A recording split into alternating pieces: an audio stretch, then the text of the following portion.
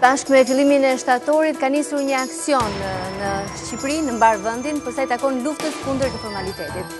Aksion që është parë ndryshe nga politika edhe nga vetë biznesi. Njëri kraj konsideron si një aksion i domosdoshëm për të dhënë frymëri ekonomisë dhe sidomos për ta formalizuar atë, dhe krau tjetër e konsideron si një marrje fryme të bizneseve përmes masave shtrënguese, masa shtrënguese në fakt që u miratuan edhe sot në punimet e parlamentit për procedurat tatimore, ligji i ri që u miratua me 75 vota pro dhe 19 vota kundër. Por çfarë realisht po ndodh me biznesin, impakti që do të kenë këto masa dhe çfarë pritet të realizohet nga këto masa, do të diskutojmë sonte në këtë panel me të ftuar që va prezantoj tani.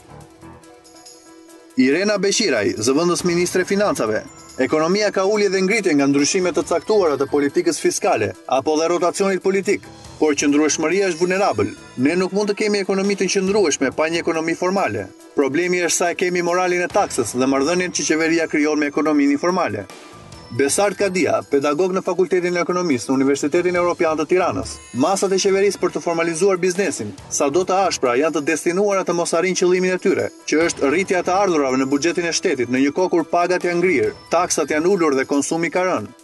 Olti Rumbullaku, pedagog në Fakultetin e Ekonomisë, Universiteti Tiranës. Operacioni për formalizimin e bizneseve është në thelb një tentativë për të vendosur një drejtësi tatimore në mes të gjithë bizneseve. Nga inspektorët tatimor deri te drejtuesit e tyre, kanë ekzistuar prej vitesh linja ryshfetesh, që ja kalonin disa fish edhe atyre që jepeshin në sistemin e drejtësisë. Matteo Spao, drejtuesi i Departamentit për Ekonominë dhe Financat në Partinë Demokratike, me aksionin e fundit kundër informalitetit, i kërkohet biznesit të vogël të paguajë abuzimet e strukturave qeveritare të tatimeve dhe doganave. Formalizimi duhet fillojë nga biznesi i madh. Faleminderit që keni ardhur në tunaj. Zonja Beqer, dhe nisja me ju të parën, ligji i miratuar në parlament për procedurat tatimore. Çfarë realisht synoni të arrini me të dhe a është shumë i ashpër për biznesin? E keni shtrënguar fort darën?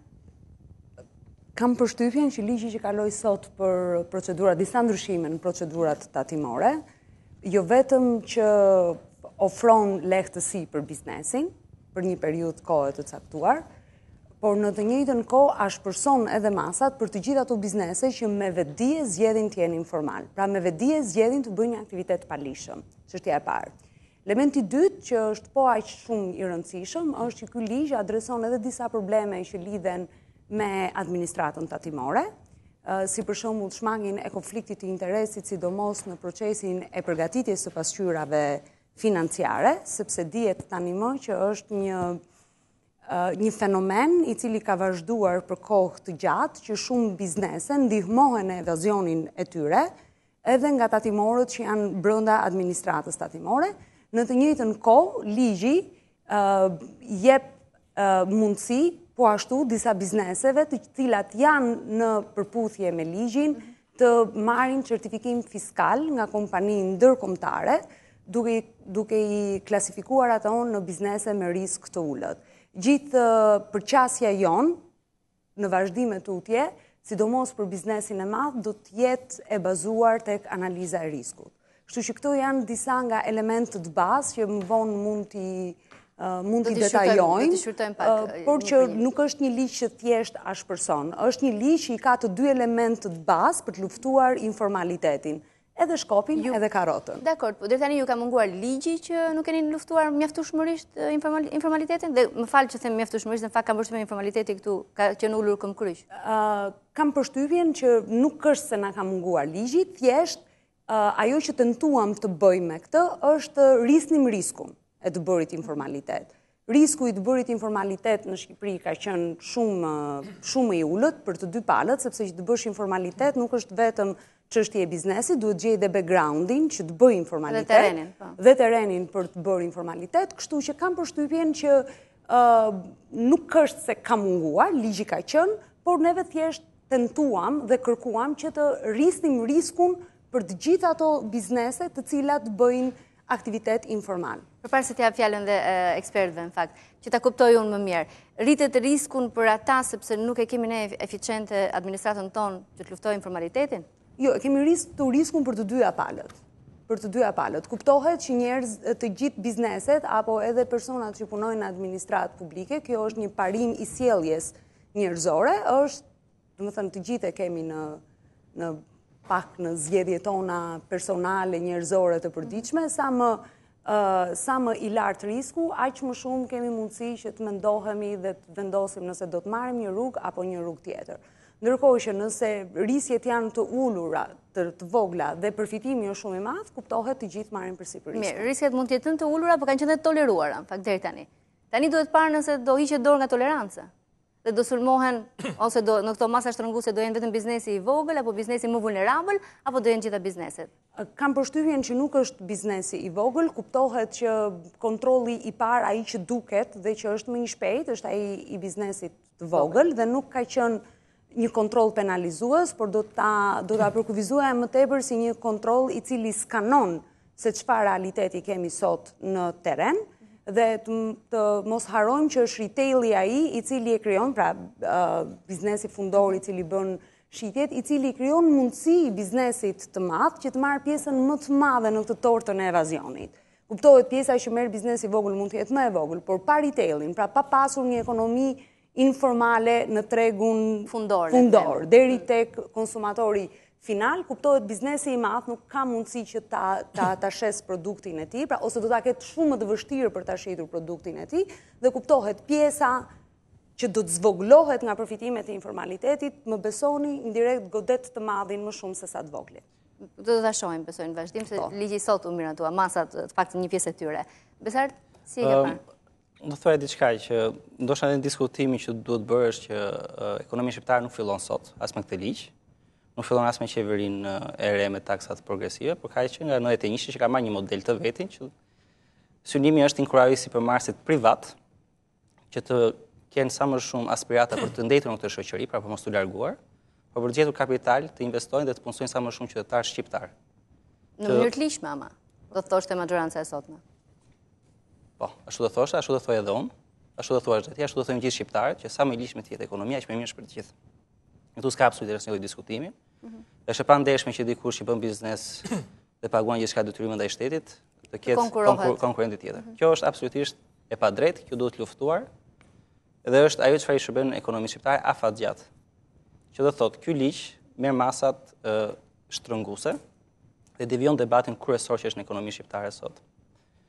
Do thoya që administrata tatimore në rastin e parë kemi një drejtuese e cila vjen nga gati për mua për bën internship në krye të tatimeve, sepse nuk ka qenë, pra nuk ka as vizionin. Ka internship që zgjat 2 vjet e pak. Internship ka dhe internship 2 vjeçar. Ajo që do thoya është, po ta marrim një sisteme do të kemi parasysh këtë gjë. Sa që ti me masa shtrënguese të biznesit, ti ndryshon rregullat e lojës, që do thotë ti ndryshon sjelljen e tyre. Dhe besoj Fondacioni për Liri Ekonomike që unë drejtoj në mënyrë konstante që ka thënë që nga viti 2013 që do të bëjmë kujdes se rritja e taksave nuk është kontabiliteti i thjeshtë, që do të sjellë rritje të ardhurave, por do të frenojë sipërmarrjen shqiptare. Dhe fakti është dhënat e vetë Ministrisë Financave, zonja Arena besoj është dakord ose i ka të verifikuara, është që dhe me rishikimin e buxhetit në korrik, nëse mbani mend në 28 korrik për shqiptarët po largohesh për pushime, edhe me rishikimin e buxhetit ka sërish mos realizim të ardhurave. Po. Pra në të gjithë zërat që janë rritur të ardhurat, absolutisht në të gjitha, kemi mos realizim të ardhurave. Po t'ju marrim tatimin mbi fitimin, minus 1.5% nga vetë plani i rishikuar i Ministrisë Financave. Akcizat, e cilat u rritin, sërish minus 0.3%, tatimin mbi të ardhurat personale, minus 1.6% nga realizimi i rishikuar në ulje, në gjashmërorin e dytë, nga vetë Ministria e Financave. Dhe me rishikim nënk kuptojmë uljen e pritshmërisë. Uljen e pritshmërive, pra ishte bërë gabim sipas Ministrit të Financave në parashikim, pra ishin më optimist se ç'thuaj. Konjunktura ndërkombëtare kishin probleme të tjera, pra u bë një diskutim i cili tregonte që me sa duket të ardhur kanë rënë për shkak të fajit të tjerëve, pa asnjëherë të Ministrisë Financave, asnjëherë të drejtorisë së statimeve, asnjëherë të doganave, pra gjithçka është jashtë, është faj biznesit, pa asnjëherë shteti. Dhe kjo është thelbësore, për shembull. Finlanda ka sistemin e taksave ose më mirë administrim më të mirë në botë. Ka një filozofi të thjeshtë. Do të vjelim taksat në kohën e duhur, taksën e duhur për të lejuar shoqërinë të funksionojë. Fakti është që në fund të këtë gushtit, deklarimit ishin që do shpërsohen masat, u kërkua nga bizneset të formalizoheshin dhe statistikisht janë rritur 11.000 biznese më shumë, por ato kanë ekzistuar. Dhe kjo është e rëndësishme theksohet. Kanë ekzistuar, po u formalizuan ama. Nuk kemi vlerë të shtuar në ekonominë shqiptare. Kemi thjesht biznese që kanë ekzistuar, që janë regjistruar në shtet. Statistikisht është gjë pozitive. të paguajnë taksat e tyre, por mbeten sërish bizneset vogla, që nuk janë absolutisht rritje të ardhurë në buxhet. Pra, çastin që ti si qeverisja apo si administrimi i tatimeve vendos të presion të menjëhershëm dhe çon deri në mbyllje, besoj keni ndjekur, keni parë, deri në mbyllje bizneseve nga frika, apo nga mosdia, apo nga informaliteti, nga fakti që konsumatorët nuk përblejnë më, të dhënat tregojnë nga Banka e Shqipërisë që ka rënë konsumi. Pagat reale, zonja Beqiri e di dhe marrëdhënia me Fondin Monetar Ndërkombëtar janë të ngrira në shtet për 2 vjet të ardhshme. Kreditimi është sërish i parritur. Jemi dakord për këtë apo jo? Po pret këravën. Investimet publike, zonja Ireni, besoj dakord për këtë që investimet publike janë në planin e vetë qeverisë. Pra kemi që ta mbarojmë. Çfarë po diskutojmë është kjo? Kemi mos realizimin e vetë investimeve të qeverisë. Kemi mungesë të ardhurave nga ndryshimi politik, paritja e taksave, taksa progresive. Të themi këtë gjë dhe të ta mbarojmë këtë gjë. Po themi që ekonomia shqiptare duhet formalizohet, po plotësisht duhet formalizuar të jemi 100%. Është e pamundshme. Amerika ka 12% informalitet, por gjithsesi. Atëherë, kush është masa e parë që rekomandohet për vendet në zhvillim? Është taksa të thjeshta dhe të sheshta. Gjëja e parë që bëri kjo qeveri ishte taksa progresive dhe rritje të tatim fitimit të bizneseve. Të gjithë biznesetarë një mos e rrit, ndodhi e kundërta. Ajo ku jemi pasojat sot. Mirë. Një përgjigje po patjetër. Vogël para do të bim dakord që t'i marrim çështjet me radhë se po mbetin pak te mos realizimi. Po e bëm pikturën kaq të gjerë, pastaj do humbasim. Atëre, le të fillojmë një herë me modelin ekonomik. Modeli ekonomik shqiptar kuptohet nuk ka filluar sot, jam dakord me kolegun, ka filluar në vitin 92, por modeli ekonomik shqiptar që kemi deri sot është një ekonomi e cila vetëm shfrytëzon dhe normalisht është një ekonomi e cila nuk krijon dhe nuk zhvillon. Çfarë kemi? Kemi shumë biznese të vogla në kontraktorë të cilët prodhojnë me kosto të ulët, marrin vetëm jetesën minimale mbase, siç thonë edhe kolegët apo analistë ndrysh që janë duke vajtuar sot mbi masat e qeverisë, por normalisht çfarë ofrojnë? Ofrojnë shërbime me kosto shumë të ulta për një elitë shumë të vogël që u pasurua në gjithë këto vite. Dhe është të gjithë e duam formalitetin, por asnjë nuk e hodhi hapin e parë për të bërë një ekonomi formale. Dhe kjo është për të përcaktuar. Për sa i përket drejtoreshës së tatimeve që është një vajzë që po bën internship, unë do doja t'i përgjigjesha kolegut vetëm me një shprehje shumë të bukur të Ismail Qemalit, i cili thoshte, nëse do të fitosh betejat e ashpra, bën mirë të kesh general të cilët nuk i kanë fituar luftrat e tyre. Se zakonisht ata që i kanë fituar gjitha luftrat kanë pak motivim për të fituar luftra. Kështu që varet nga mënyra se si e shikon këtë çështje. Ismail Qemali do kishte qenë për taksat ulta. Taksat e ulta ne i provuam 8 vjet dhe nuk arritëm ta formalizonim ekonominë. Nuk ka një korelacion, i dashur koleg, midis taksave të ulta dhe formalizimit. Nga viti 2008, kur zhvendosur taksa e shesh deri vitin 2013, regjistruar 22.000 më shumë biznese. Pa represion. Nuk ka, do të thënë, edhe përsëri ne themi, unë nuk doja që të filloja me regjistrimin e bizneseve, për mua ajo gjithsesi si teknike është një arritje, po është afat shkurtër.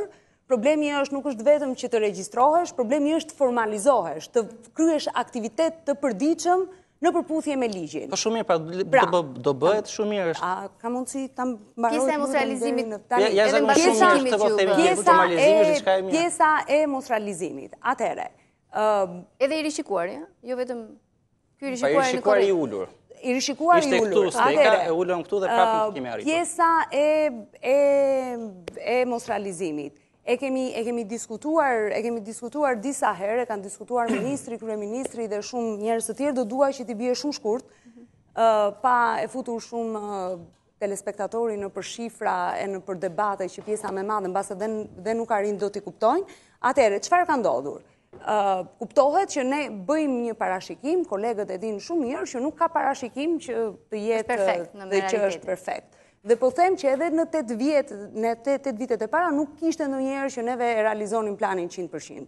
Sepse nëse ne do të ishim që 8 vitet e para e realizoi planin 100% dhe tani erdhin qeveri që nuk e realizon planin, kuptohet që do të ishte një gjë shqetësuese, gjëja e parë. Dhe ta marrim gjithë këtë dhe ta ngrëmë në çështje nuk është e ndershme të paktën teknikisht. Pastaj politikisht mund të shitet si të duam. Atëherë, çfarë ka ndodhur? Ne bëm një parashikim. nuk parashikonim dot që çmimi i naftës do zbriste me 50%. Këtë nuk e kishim në dorë që ta parashikonim. Ndërkohë që kjo ka bërë një ulje vetëm nga rinda minerare gati me 2 miliard lekë. Këtë kushdo që të ishte drejtor dogane, unë kam qenë për 4 muaj drejtor dogane, dhe normalisht këtë nuk e kisha në dorë që ta rrisja çmimin e naftës në bursë. Në të njëjtën kohë ulet energjia elektrike, që në kohën e qeverisë së mëparshme, sepse qeveria është një shqetësim i vazhdueshëm, nuk fillon sot, por kuptohet dhe shumë vendimari që janë bërë atëherë kanë një Pra, përgjithësi keni një përgjigje, pse nuk ka qenë mos eficiencë e tatimorëve apo doganierëve? Nuk ka qenë mos eficiencë e tatimorëve dhe e doganierëve. Kuptohet, ka vend për të përmirësuar, gjithmonë ka vend për të përmirësuar. Asnjë gjë nuk mund të jetë perfekte. Ta mbaroj të lutem dhe këtë, kemi ulje të importit të energjisë elektrike dhe të mos harrojmë rritjen e prodhimit të agrobiznesit. Vetëm eksportet në agrobiznes janë rritur me 42%. E thënë ndryshe, në tregjet tona, sot konsumojmë produkte shqiptare, nuk konsumojmë më produkte të importuara. Kuptohet që, dhe me thënë, gjithë ekonomia shqiptare ka qenë një ekonomi importi. Dhe ky është një gjë që duhet ta theksojmë mirë. Pra, konsumojmë produkte që vinin nga importi. Ndërsa, sot, neve një pjesë të mirë të produkteve, le të themi, akoma konsumojmë karburant vendi, sepse përprodhojnë 2 rafinerit, prodhon banker, si përpunohet në Shqipëri dhe kemi karburant vendi, kemi energji të prodhuar më shumë në vend, kemi produkte agrobiznesit të prodhuara më shumë në vend. Për mos zënë pasaj në gojë përjashtimet e makinerive dhe gjithë elementet tjera. Flasim të pa kolegët, Mateo.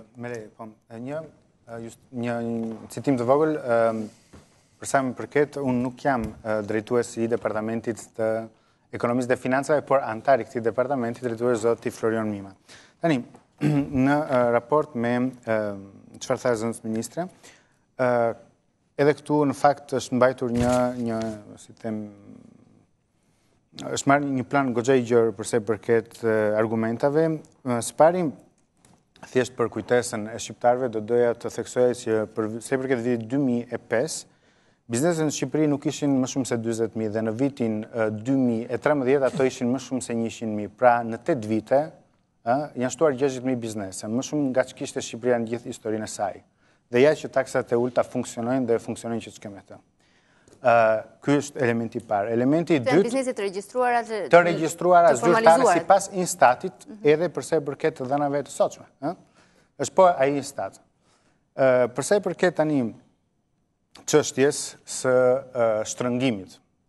Ne kemi sot bizneset të cilat është e vërtet që nga një krah kanë shpeshherë mallra që janë të pak deklaruara, pa faturë, përse përket biznesit të vogël, por nga krahu tjetër duhet të themi që jo gjithmonë fajin e kam i vogli.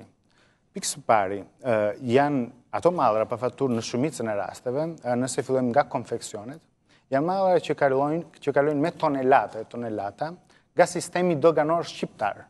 Nuk janë mallra që fshihen në xhep, janë maune. Dhe ndoshta, përpara se sa të shkojmë tek i vogli, duhet të shkojmë te ato 3-4 doganierë që e ngrën dhe ulin traun. Kështu që ndoshta qeveria duhet shikonte një herë veten. Siç nuk e ka bërë këto 2 vite. Dhe tani përse përket çështjes së biznesit të vogël, jo vetëm për biznesin e vogël, por për biznesin në përgjithësi, taksat janë rritur këto 2 vite. Kjo ka qenë një doktrinë politike e qeverisë, jo vetëm ekonomike. Dhe mua më rezulton që kur taksat rritet edhe tendenca për informalitet, si që është rritur këto 2 vite. Rritet tendenca për informalitet dhe rritet pabarazia midis biznesit të ndershëm dhe biznesit të pandershëm. Kur ti ke taksat të ulta, edhe biznesi ndershëm mundet të bëjë një sakrificë, të ulë kostet e tjera dhe të konkurojë me biznesin e pandershëm që duhet luftuar.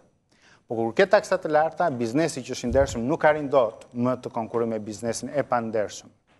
Dhe e gjithë kjo nuk mundet që të rregullohet thjesht me kontrolle 3 mujore, kontrolle dhe gjoba të cilat jemi në Shqipëri, le të flasim hapur, nuk mundet mendojmë që do të aplikojmë për të gjithë njësoj, sepse jo më kot, gjoba ka një diapazon minimal dhe maksimal, dhe selektiviteti është karakteristik tipike të institucioneve shqiptare, duke filluar nga tatimet dhe doganat, dhe çdo tregtar e di mirë këtë gjë. Elementi tjetër, që ka lidhje me mos realizimin e midis janarit dhe gushtit përse i përket buxhetit shtetit. Më vjen mirë që nafta në tregjet ndërkombëtare është ulur, sepse përse i përket pompave të benzinës, ne këto kohët e fundit nuk kemi vënë re do një ndryshim të çmimit.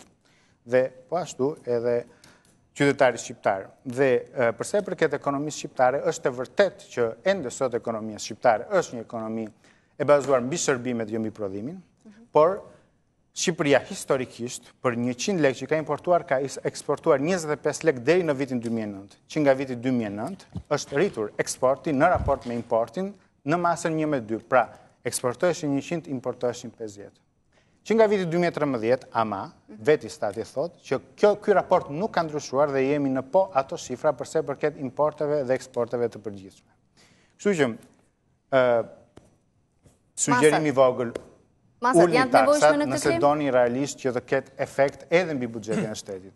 Mirë. Përgjigjen për ata 3 doganjerët që duhen mos sa përdorin traun.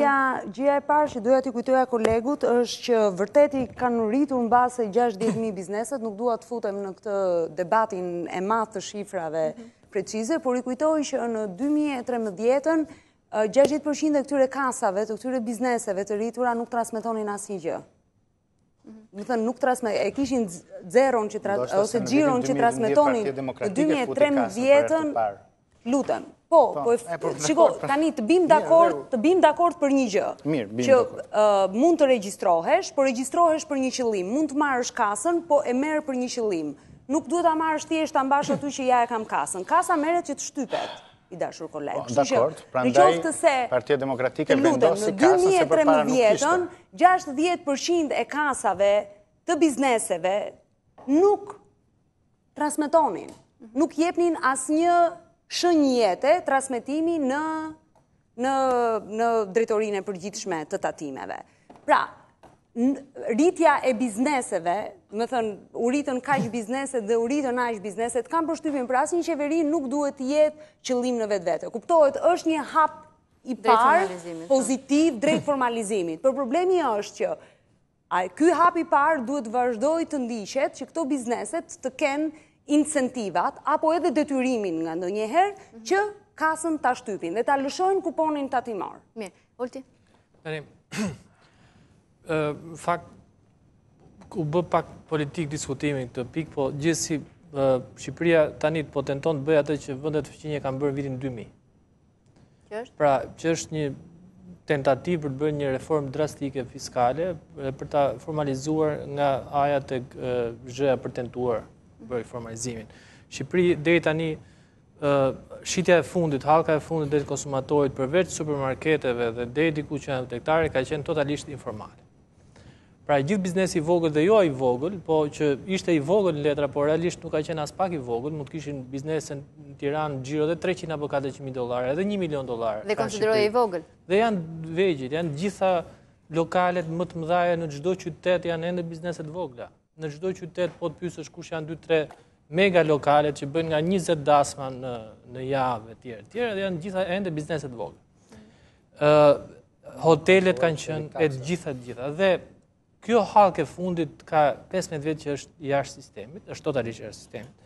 Dhe në qoftë se Serbia e futi dhe Maqedonia në vitin 2000, me një sistem, me një reformë shumë drastike, pa diskutim, Serbia ka pas shumë drastike, ka pas kontrole 3 herë në ditë në një biznes. Kjo që po ndodh tani nuk është ende as pak drastike. Flas ose e krahasoj me ato që kanë ndodhur në rajon.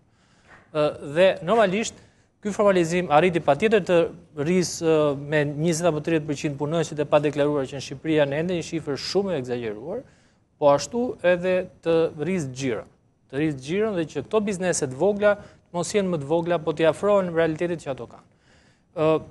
Ajo që ka ndodhur të paktën me atë ndryshimin sot është që vërtet bizneset e vogla e kanë shumë të ulët taksën, por nuk kanë tani më të ndryshme gjobat. Pra 2 gjobat kryesore janë standardizuar dhe është bërë mirë sepse mes biznesit vogël që është realisht i vogël dhe biznesit madh që është realisht shumë i madh ka një për mendimin tim mund të jenë edhe 15.000 biznese në Shqipëri që janë të vogla apo janë të vogla. Pra realisht nuk janë të vogla, por që bëjnë tentativat e pamundura që të mbeten të vogla, sepse rritet me njëherë ngarkesa fiskale. Rritet në mënyrë të shumëfisht, për shkak se në Shqipëri është për fat keq bërë një diskutim shumë i madh politik, është e gabuar kjo që biznesi i vogël marrë super favor dhe ka marrë super favor prej vitesh. Pra ka 15 vjet që merr një super favor, po janë strehuar 15.000 bizneset e ky super favor fiskal. Dhe çfarë ndodh? Tani është një gjop 5 milion të vjetra, po flas me të vjetra, për kupon dhe për punonjës. Se e shkrova para ca ditësh në rrjetet sociale, para 3-4 ditësh më doli një shitse buke dhe më tha që kam punuar filan furr në mes Tiranës 10 vjet e pasiguruar. Tani, për 10 vjet e pasiguruar, tani ishte siguruar një furr tjetër, pak a shumë e gjithë sigurimet shoqërore që ajo furr nuk i ka paguar, një nga furrat e njohura me emër, se nuk kanë nevojë ta përmendin me emër, kuptohet, është rreth 5-6 milion lekë vjetër. Për 10 vjet. Tani gjoba është bër 5 milion. Pra, ajo furr, në momentin që të ketë tani një shitse apo një furtare, nëse thua, nuk e di, kështu, duhet mendohet mirë, sepse në momentin që kapet një herë, ajo e paguan pastaj atë 10, mund të paguajë edhe 10 vjet rrushfete, por nuk do jetë shumë e lehtë, sepse tani më edhe rrushfetet do jenë shumë të larta. Dhe mos ndal ta mbaroj pak të. Për mua administrata tatimore, ndryshe nga perceptimi i Shqipërisë që është doganore, administrata tatimore e Shqipërisë është totalisht e korruptuar nga fillimi deri në fund. Tatimore. Pra tatimore është administrata më e korruptuar që mund të ketë Shqipëria. Guxoj ta them edhe se ajo gjyqësore, sepse gjyqësoria është pak në duke, është e dukshme. Nuk është gati që të marrë këtë reformë kaq drastike. Mund të jetë gati, po me ato njerëz do të bësh luftën fillimisht, pastaj gjatë rrugës mund të ndryshosh, se normalisht edhe qartë fare. Jo, po do na rrisin çmimet, ajo që the ti. Do rritet edhe çmimi i rreshtit. Lazarat shkuan ato polici që kishin marrëveshje me ato të Lazarat. E që para është i korruptuar, por kur shkoj atje do të respektoj ligjin. Ta mbaroj dhe te. Dhe ta kemi të qartë, domethënë ato planet e tjera janë projeksione, jo më parë e tjera, po kjo ka nevojë për një shkundje të fortë. Ato plane janë plane, le të themi, gjysmë politike, gjysmë të mundshme për të arritur një situatë që mund mos ketë nevojë për reformë. Po kjo ka mundësi të sjellë një shans shumë të madh që Shqipërinë ta nxjerrë pak nga ky batak që ka 15 vjet që është vendi me mbledhjen e të ardhurave dhe shpenzimet më të ulta në Ballkan në mënyrë kategorike, nivel shumë më të ulët se të gjitha vendet që. Irina ka një pyetje.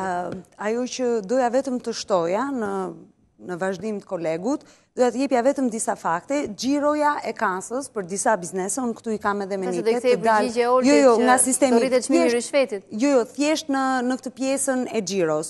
Domethënë kam këtu përpara një biznes i cili që nga janari deri në shtator të 2015-s ka deklaruar me xhiro kase vetëm 642.000 lekë. Ndërkohë, vetëm gusht shtator deklaron 5.5 milion lek. Ndërkohë, kam bizneset të tjera në sektorin e tregtisë, të cilat deklarojnë 713% për shumë, 915% më shumë. Pra, kur ligji forcohet dhe kur masat ashpërsohen, kuptohet njerëzit i binden më tepër ligjit. Shumë mirë. Ajde bëjmë diskutimin si ekonomist, me qenë se po akuzojmë për politikë këtu, si ekonomist. Cili është plani juaj në 2 vitet e ardhshme që do rrinë të ardhurat si pas këtyre masave? Sa është, ma thuaj tani, sa keni për plani pas gjithë këtyre masave? Ky është një problem përsëri politik, sepse që të bësh të lutem ta mbaroj deri në fund. Të informalizosh ekonominë nuk bëhet vetëm për të rritur të ardhurat. Pra, lidhja vetëm direkte bëhet që bizneset të lutem. Jo, unë kam për detyrë jo vetëm të rrisë të ardhurat, unë kam për detyrë. Jo, kam për detyrë. Janë të gjitha negative. Jo, e keni gabim. Po shoh tabelën, është të gjitha negative. Të lutem, zoti Kadia, unë kam për detyrë të krijoj një ekonomi të qëndrueshme, jo vetëm unë, por kuptohet gjithë qeveria, të krijoj një ekonomi të qëndrueshme, pra të ketë një rritje të qëndrueshme, dhe kuptohet nëse ekonomia ka një rritje të qëndrueshme, kuptohet edhe taksa do të vinë, ato të ardhurat do vinë vetvetiu duke u ngritur dhe taksa do vinë vetvetiu duke u ulur. Unë nuk keni një ide akoma se ku mendoni se do arrijmë me këtë. Unë nuk mund të krijoj një ekonomi të qëndrueshme, thjesht duke ulur taksat. E provuan paraardhësit e mi dhe nuk e dhanë këtë qëndrueshmëri. Të lutem ta mbaroj deri në financave, se s'po kuptoj. Këtë po e bën qeveria. Qeveria. Këtë po e bën qeveria. Në qeverinë tonë nuk ka ministri të ndara që veprojnë veç e veç. Ne jemi grup, ne jemi tim, punojmë të gjithë bashkë, dhe kuptohet jemi skuadër. Këtë e bën qeveria, nuk e bën. As Ministria e Ekonomisë veçmas, as Ministria e Financave veçmas. Pra nuk kemi një plan këtë bëmë më dërtoni. Normalisht në 2 vjet të ardhshëm, pas ti formalizimit, sa do rrinë të ardhur? Atere, po them dhe njerë, qëllimi nuk është plani, dhe nuk dua të kaloj vetë tek plani, dhe nuk dua të përgjigje me qëllim pyetjes tuaj, sepse pastaj do të fillojmë jo po e bëjmë por të marrim cili është qëllimi juaj atë të formalizimit. Qëllimi është e para qëllimi. Këtë më dhe për njerëz si shembull. Të më këtë tjetër. Ja, këtë po thuaj. Shifër më dhe tani me dhe shifër tjetër. Ja, të lutem ta mbaroj unë. Qëllimi është e para të formalizojmë ekonominë në mënyrë që të krijojmë një terren që të krijojmë konkurrencë të ndershme. Të tham pra jo një të lutem se po flasim si ekonomist tani. Një të krijojmë. E para të kemi mundësi që biznesi të rritet. Të kemi mundësi që biznesi të aksesoj fondet, të financohet. Jemi akoma duke thënë që bizneset nuk marrin dot kredi. Pse nuk marrin dot interesat ulen? Jo, sepse dhe bankat i kanë keni gabim. Edhe bankat janë bërë jashtë. Nuk shkojmë me biznes të marrin kredi. Bankat si privat. Bankat nuk shesin më kredi, kaq thjesht. Bankat janë bërë më kërkuese, bankat duan të kenë sigurim më të madh, sepse është teoria e Majnskit që kur risku në ekonomi ose pas një tronditje, pas një krize, kuptohet fillon një lind, do me thënë çdo krizë, pas asaj bie një fëmijë tjetër në jetë, që është pesimizmi, optimizmi madh bie pesimizmi. Dhe bankat sot janë në pesimizëm. Bankat sot janë në pesimizëm. Bankat sot nuk japin kredi. Sepse, kuptohet, i shikojnë bizneset me lup, bizneset kur qojnë bilancet e shtetit sot, pjesa më e madhe janë të nëndeklaruara, janë të sepse ishin më optimist. Ishin shumë optimist. Unë kam punuar në bank dhe e di shumë mirë se si jepeshin kredit dhe në 2006-ën dhe në 2007-ën. Ate këto masa në pesimiste nuk merë. Se nuk janë optimist tani me këto masa që po merë? Masat sa kanë filluar, tani mos prisni që ditën tjetër kam publicitet. Pak sekonda mos u largoni se vazhdojmë debatin. Do të flasim edhe për kuponin tatimor, edhe për klientin, për sjelljen e qytetarëve, po dhe shumë probleme tjera që lidhen me informalitetin.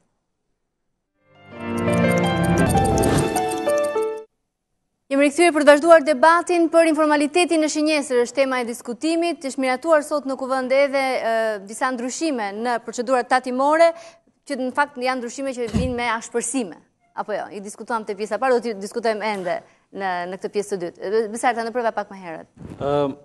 Ndoshta të rikthehen dhe të kërkojnë ndjesë që ose ndërhyrja shpesh tek kjo pjesë. Por ka një gjë që më shqetëson tek diskutimi që bëhet për ekonominë në këto 4 vitet e fundit. Që nga viti 2011 ekonomia shqiptare ka treguar shenja të qarta të ngadalësimit, të rritjes ekonomike. Dhe shpresoj që ndryshimi i pushtetit, pra të vitit 2013, të sillte të paktën një çlirim të energjive pozitive të sipërmarrjes shqiptare. Të paktën ky ishte perceptimi edhe i sistemit bankar, ky ishte perceptimi edhe i ekonomistëve, edhe për atë pjesë që mund të menaxhoj për të sjellë investimet e huaja direkte në ekonominë shqiptare. Ajo çfarë është e padrejtë në këtë diskutim është kjo pjesë që me një herë pasi ndryshohet taksat, pra u rritën taksat, këto biznese që ishin të formalizuar edhe më parë, u detyruan për 2 vjet të paguajnë taksa më të larta. Ndërkohë që sot, këto biznese që s'kan qenë asnjëherë formalizuar, me një herë futen sistem dhe është marrë hapi i parë për rritjes së taksave, pa marrë hapi tjetër që do të ishte të futeshin të gjithë të formalizoheshin, pastaj të shihen nëse do të rriteshin taksat apo jo. Por pa që pjesa e parë dështoi, dhe jemi detyruar në këndvështrimin tim të shkojmë te kjo masë e dytë e beft, që ka kosto pa pikëdyshime dhe politike, me përfitim në sensin ekonomik, pra ekonomia, unë jam parimisht pra jam dakord që në fillim të diskutimit, të debatit, që formalizimi i ekonomisë është pozitive, që çdo masë për të krijuar çdo lloj terreni që e çon në barazi të konkurencës midis bizneseve është pozitive, për këtë kemi besoj të katërt jemi dakord. Ky nuk është diskutimi. Diskutimi i thjesht është i qartë që a janë ato masat të cilat do ta çojnë. Dhe unë po pyes këtë gjë të thjeshtë. Pas i merr masa, Ministria e Financave apo vetë qeverisja, me qenë se që ka punë skuadre, diku do të çojë ekonominë. Pra, unë po pyes pas këtyre masave, çfarë prisin të realizojnë përveç se pjesës etike të marrëdhënies biznes-shtet, formalizim, detyrimet paguan. Pas kësaj, ku mendoni që do jenë rrjedhët e ardhurave? E dyta, në kohën kur, a e thatë dhe ju, bankat nuk japin kredit. Në këndvështrimin tim është që bizneset s'po kërkojnë më kredi, dhe të gjithë kredit që kërkojnë e kanë më tepër vetëm për likuiditet dhe jo për investim afatgjat. Diku tek 50% e totalit që merret paktën është për investim. Në kohën kur papunësia vetë Instatit po tregon që është 18%. Në kohën kur pagat edhe një do ta theksoj, pagat janë të ngrira në 2 vitet e ardhshme. Në kohën kur Banka e Shqipërisë edhe një po e theksoj, thotë që konsumi ka rënë, edhe për shkak të masave më parë për energjinë elektrike. Tani një ekonomist me të gjithë këto arsye, plus edhe lejet e ndërtimit janë ndërprerë, pra nuk kemi as aktivitet për sa i përket investimit në infrastrukturë. Pra kemi të gjithë të dhëna që të bën të mendosh, prit se situata nuk qenë kaq e mirë. Prit se do të mendojmë kohën kur do realizojmë këtë.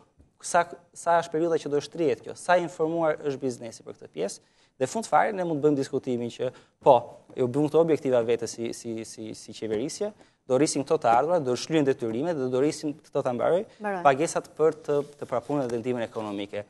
Taksat u rriten me idenë që do të bëjmë rishpërndarjen e pasurisë, mos harrojmë këtë pjesë. Tani unë po ju them prap, i kthehemi Ministrisë Financave. Treguesit fiskal sipas buxhetit konsoliduar janar-gusht 2015. Ndihma ekonomike minus 4.9% nga vetë plani i qeverisë. Kompensim pagesa papunësisë sërish negative. Pra, këte themi që kemi në pesimizëm të sistemit bankar, që kemi në vështirësi ekonomike, këte po themi që ritmet ishin më të ulët se që para shikua, pra vetë thatë, apo jo që ne bëm projekcione, po i bëm çik më të larta për ekonomia, po del që është më nga dalë në këtë pjesë, të ardhët janë më të ulta. Taksat u rritën për ndihmuar këta të varfrit, tani këto datë tregon që jenë ulje. Mirë. Atëre, gjëja e parë, do doja të i thosha kolegut që një ekonomist besoj që frymëzon të dy ne, Nuriel Rubini, është shumë i famshëm, ka një shprehje shumë të bukur. Thot politika fiskale nuk është një drek falas. Çka do të thotë që taksat e ulta, çfarë krijojnë? Krijojnë një ekonomi fantazëm, aq më tepër kur ka dhe informalitet lart, siç ishte Shqipëria, krijonin një ekonomi fantazëm e cila çfarë bënte? Vetëm konsumonte burimet e të ardhmes. Çfarë thotë kjo? Rriteshin borxhet, rriteshin interesat dhe lutem. Gjëja e parë që munduam të bënim ishte që në kushte që nuk mund të informalizohej sepse formalizimi nuk është diçka që do ndodh me 3 muaj. 3 muajt e para janë një skanim, janë një marrje masash, duhet pozicionohemi çik më shumë dhe ta shikojmë si një fushat ndërgjegjësuese, ndërkohë që duhet absolutisht dhe po përgatisim një strategji afatgjatë që të mbajmë nivelin e formalizimit dhe të fillojmë ta ulim çdo ditë dhe më shumë informalitetin. Atëherë, në fillim, ajo që duhet të bënim në mënyrë që të mos shkonim te skenari grek, sepse taksat ulta, informaliteti i lartë, pra edhe ata që paguanin i kishin shumë të ulta, të tjerët nuk paguanin fare. Borxhi vazhdonte rritej, e kishim shumë afër skenarin grek. E kishim tek dera. Atëherë çfarë? Po tani ku e kemi çuar me këto masa? Rritëm taksat. Ndërkohë që kuptohej që duke qenë informale, ekonomia, pjesa më e madhe e ekonomisë, është shumë e rëndësishme, hapi 2 dhe nuk është se dolëm një ditë të bukur në shtator, ky ka qenë diçka që qeveria e ka lançuar që në nëndor, dhe unë atëherë nuk kam qenë në qeveri dhe mund ta them këtë si qytetare, e ka paralajmëruar që vjet në nëndor këtë çështjen e informalitetit. Dhe normalisht ekonomia, formalizimi i ekonomisë do krijojë mundësi që të ketë të ardhura të qëndrueshme. E para, jo vetëm në buxhet, por edhe për biznesin. Bizneset kanë mundësi të rriten, të zgjerohen. Vazhdojmë të kemi një copëzim të bizneset. Sot 96.000 nga 123, gati 96.000 janë bizneset vogla. Pra ne jemi një ekonomi që mbështetemi kryesisht, ose e bëri biznes mbështetet tek biznesi i vogël. Pra kemi shumë pak mundësi të rritemi.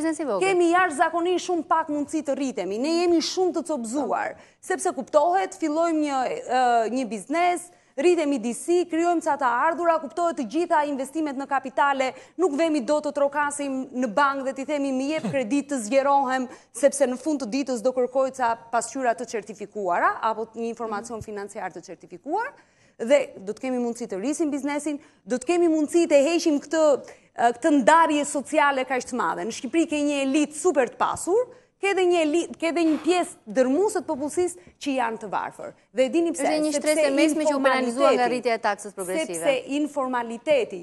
Jo, përgjigjni edhe për këtë. Mund të jetë dhe një shtres e mesme që ju mendoni që u penalizua nga... Besoj se është konstatim që e bëjnë më gjerë se unë.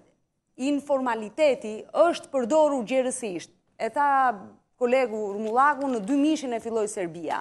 Nuk e filluam as në 2000-shin, as në 2005-ën, as në 2013-ën. Pse?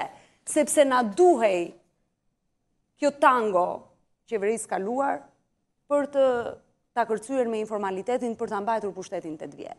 Ndërsa, ne kemi hequr dorë nga ky vallëzim. Mos bëni politikë. Nuk mbajmë pushtet me zor, por do të luftojmë informalitetin. Dhe në momentin që ekonomia bëhet formale, rritet, bëhet e qëndrueshme, bizneset janë në kushte të barabarta konkurrence. Kuptohet, kemi shumë për të bërë dhe për administratën, edhe tatimore, edhe doganore. Nuk po themi që janë më të mirët. Janë më keq se drejtësia, tha. Atëre, po ju them vetëm një fakt. Edhe administrata tatimore, edhe administrata doganore janë në punësin civil. Okej? Pra, një pjesë të mirë e kemi trashëguar. Kuptohet aty brenda, ka njerëz shumë të dedikuar. Unë punova në dogan dhe në dogan ju garantoj që ka njerëz të cilët janë shumë të dedikuar dhe punojnë shumë mirë. Dhe janë ekspert që unë personalisht kam mësuar jashtëzakonisht shumë prej tyre. Kjo nuk do të thotë që janë të gjithë. Por siç ka nga këta, ka dhe nga ata që merren me korrupsion. Nuk i prum ne, nuk i prum nga qelli, ata i gjetëm midis jush. Tani, kuptohet që duhet shumë punë nga të dy palët, por mbi të gjitha duhet konsensus. Duhet konsensus që kjo fushat ose kjo reform duhet ndërmarr. Duhet ndërmarr për të pasur një ekonomi më të mirë. Pastaj, 10% taksa më shumë, 5% taksa më shumë, apo 3% më falë të ardhura më shumë dhe kaq përqind taksa më pak, kuptohet taksa më pak është shumë e mirë, por të ardhurat, do të thënë në vetvete, nuk janë qëllimi kryesor i kësaj reforme. Kuptohet, ato do të jenë një rezultat. Se keni monopolizuar pak debatin. Që them, një dy gjëra në fakt që janë përsërit lidhur me rëndësinë e këtij momentit. Deri tani pjesa dërmuese e politikës asaj që quhet politikë fiskale dhe tatimore në Shqipëri, është mbizotruar nga disa gjëra që nuk kanë qenë shumë afër realitetit. Qoftë taksa progresive, qoftë disa ndryshime të tilla që në realitet nuk kanë pasur ndikimin që duhet të kishin. Pra, vërtet në 2008-ën u kaluar në taksë dhe temi të shesht, por administrata tatimore dhe asaj kohe pothuajse i mblidhte të njëjtën tatim atyre subjekteve, jo si shtuhet për faktin se ato deklaruar më shumë, por sepse donte të mblidhte njësoj. Pra, edhe me të njëjtën normë donte të mblidhte njësoj. Edhe në momentin që rritet norma, pothuajse prapë mblidhet njësoj. Pra, Shqipëri pak a shumë administratat kanë pasur disa shifra planifikuar dhe kanë tentuar të mbledhin ato shifra dhe aty e kanë ndaluar punën. Çfarë do të thotë aty e kanë ndaluar? Aty e kanë ndaluar punën do të thotë që kanë filluar proceset e kundërta. Pra, administratat bëj favore dhe të lëshoj favore kur ka pas mundësi të mbledh më shumë. Tani, ky projekt ligj që u miratua sot, në fakt kishte një 2-3 lëvizje edhe në këtë drejtim. Ajo që ishte shumë e rëndësishme e përmendi zëvendësmëria fillim ishte konflikti interesi, një mega konflikt interesi absurd që un kam kërkuar në literaturë nuk e gjej dot askund. Në sensin që inspektorët tatimor para ditë kontrollojnë bizneset, pas ditë i këshillojnë se si mos paguhen ato tatime. Masiv, totalisht masiv, gjithë bizneset e mëdha kanë inspektorë dhe drejtues tatime që i kanë këshillues. Pasdite apo edhe të shtunë e diel.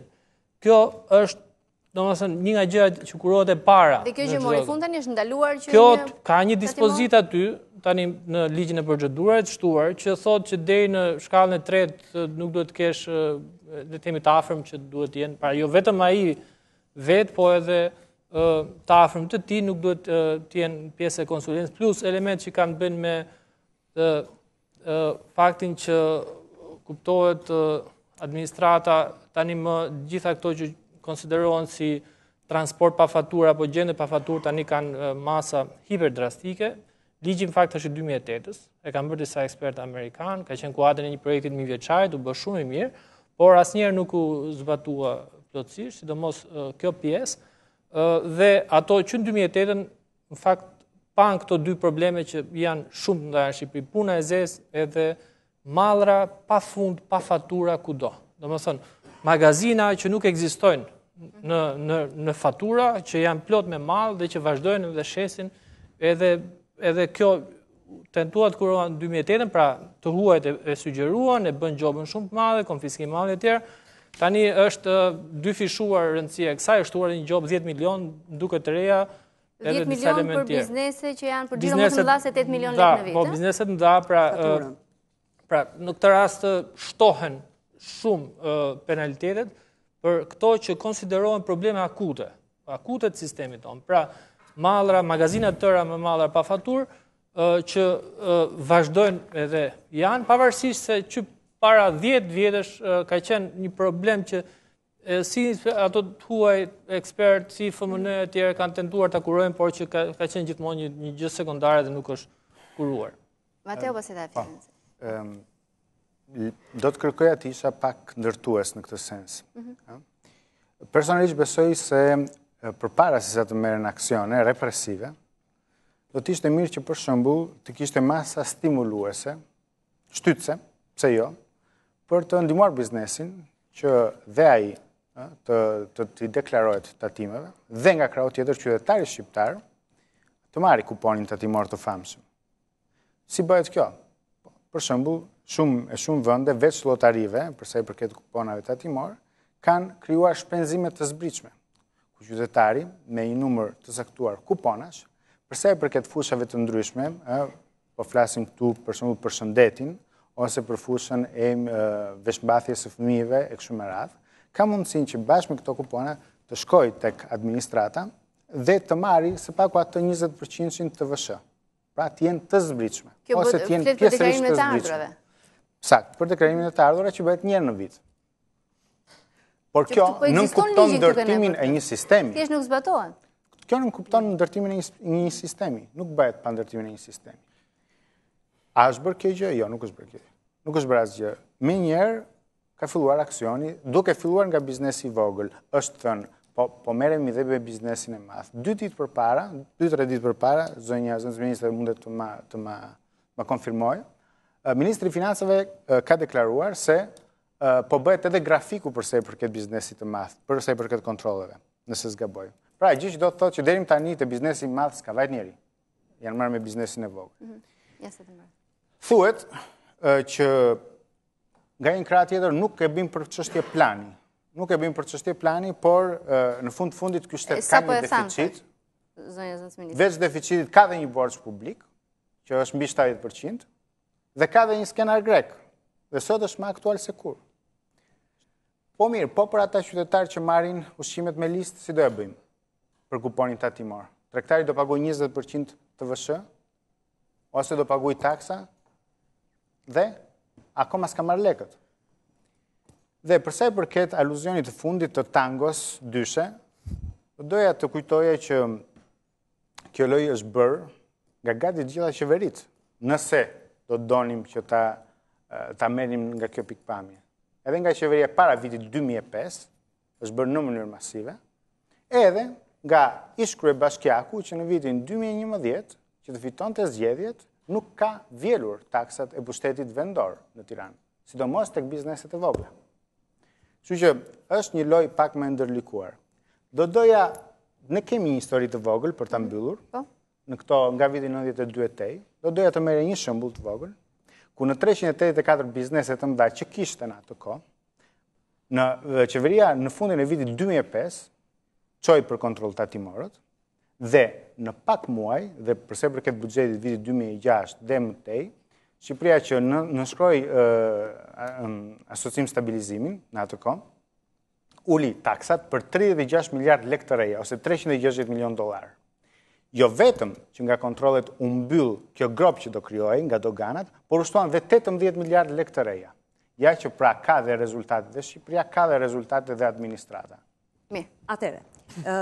E para, nuk jam dakord që është aksion represiv dhe nuk do të merrem me këtë sepse kam trajtuar disa herë. Përsa i përket incentivave për biznesin e vogël, po ju them përsëri që kontrolli ka qenë a jeni regjistruar, a keni kas dhe a i keni deklaruar të gjithë punonjësit. Ndërkohë është ngritur shumë edhe në media dhe nga bizneset dhe nga ekspertë ekonomistë, kontabilistë që kanë, do të thënë deri tani kanë qenë informal ose kanë bërë një pjesë të mirë të aktivitetit të tyre në informalitet. Kanë inventarët që i kanë të pa formalizuar, nëse ju shkoni sot dhe ja sekuestroni, dëmi që ju do të bëni ju shumë i madh. Sot me këtë projekt ligj u kemi dhënë mundësi që ato të deklarojnë të gjithë inventarët të tyre deri në 31 dhjetor të vitit 2015. Pra nuk është se nuk po japim incentiva. Për sa i përket shpenzimeve të zbritshme dhe Kjo marrëveshje u arrit dje në komision? Po, është diskutuar dje, kuptohet, do të thënë ne jemi... Do të them, nuk e niset për t'i ndihmuar. Por jo, e nisëm... Ishte një propozim i ardhur nga opozita që më pas u miratua si amendament. Do të thënë, ishte një propozim i ardhur nga opozita. Nuk është se nuk po e mendonim, ose nuk po e diskutonim, por nuk ka asnjë gjë të keqe edhe të reflektosh. Në fund të ditës nuk ka asnjë gjë të keqe edhe të reflektosh. Pjesa e parë. Pjesa e dytë që është shumë e rëndësishme. Për sa i përket incentivave të tjera për marrjen e kuponit nga qytetarët. Kolegu ka jashtëzakonisht shumë të drejtë. Në fillim duam që ta ngrëm ndërgjegjen e tyre që kuponi është shumë i rëndësishëm. Pra 20% që i TVSH-s që kuptohet shitsi i përvetëson duke, ose biznesi i përvetëson duke mos i deklaruar në shtet, nuk janë thjesht para të shtetit, por janë para publike, me cilat do të bëhen më shumë spitale, më shumë rrugë, do të ngrihen rrogat, pensionet e gjithë elementet e tjerë. Ndërkohë, po shikojmë edhe mundësinë për të dhënë incentivat të tjera. Që do bëhet në rastet e listave? Të lutem. Do paguajnë TVSH-n për ato që firmosin me listë? Ajo është leti lëshoj një faturë tatimore që e ka marrë, ta regjistroj në libër dhe kur të vi t'ja paguaj. Të me thënë, ekonomia e një, kontabiliteti e një... Si kasa? Kasa fiskale, do t'a shënej në kasa, po jo? Pjesën. Se pas ka lista po thoni tani? Po pra, do me thënë... Pas e një zbafër akoma Shqipëri? Jo pra, çështja është, do t'a shënej në kasa, po jo? Me të ato, unë di këtë gjë, që transakcionet mund të shoqërohen me faturë nëse nuk paguhet në moment. Atëre, biznesi i madh, apo kontrollohet biznesi i madh. Të shkosh në një derë biznesi tek rruga Myslumshyri dhe të kontrollosh a ke kas punonjës dhe ato që thash më përpara, ke afishuar çmimet e tjera, merr vetëm, le të themi, 30 minuta. Ndërkohë të kontrollosh biznesin e madh nuk merr 30 minuta. Pra unë vete sot me 5 veta dhe për 30 minuta të kontrolloj biznesin e madh. Kërkon kohë. Gjëja e parë që dua të lançoj është që gjithë moduli riskut, i cili ka filluar jo vetëm për rimbursimin e TVSH-s, por edhe për kontrollet e TVSH-s, edhe për kontrollet e biznesit, sot është në vend, funksionon, është ngritur dhe me asistencën e FMN-s, dhe sot kemi një listë të plot të bizneseve që sipas modulit të riskut dalin me risk. Dhe administrata tatimore, kuptohet grupet e hetimit, do të fillojnë hetime tek biznesi i madh. Por kuptohet rezultatet nuk do dalin nesër, sepse ajo merr kohën e saj. Në të njëjtën kohë, në të gjithë strategjinë dhe në dyvjeçarin në vazhdim, jo vetëm do duam që të vazhdojmë të mbajmë një fokus kontrolle, por të fokusuar tek bizneset me risk, sepse kështu rrisim dhe eficiencën e administratës tatimore edhe doganore. Të njëjtën kohë, ajo që duam të bëjmë është të shikojmë të rrisim dhe incentivat, që nuk do të thot vetëm të ulësh taksat. Sepse gjithë zhvillimi ekonomik shqiptar shikohet tek ulja e taksave. Po atëherë si zhvillohet Gjermania, Zvicra edhe Amerika që kanë taksat larta? Si zhvillohen ato? Se nuk ulin taksat për të zhvilluar në total. Pra nuk është i vetmi mënyrë. Dhe zakonisht, transmisioni i politikës fiskale në ekonomi, zotrinjt e din më mirë nga unë, nuk është kaq i thjesht, edhe kaq i shpejt. Dakor, dhe nga ndonjëherë nuk është edhe i mundur kur ke informalitet të lartë.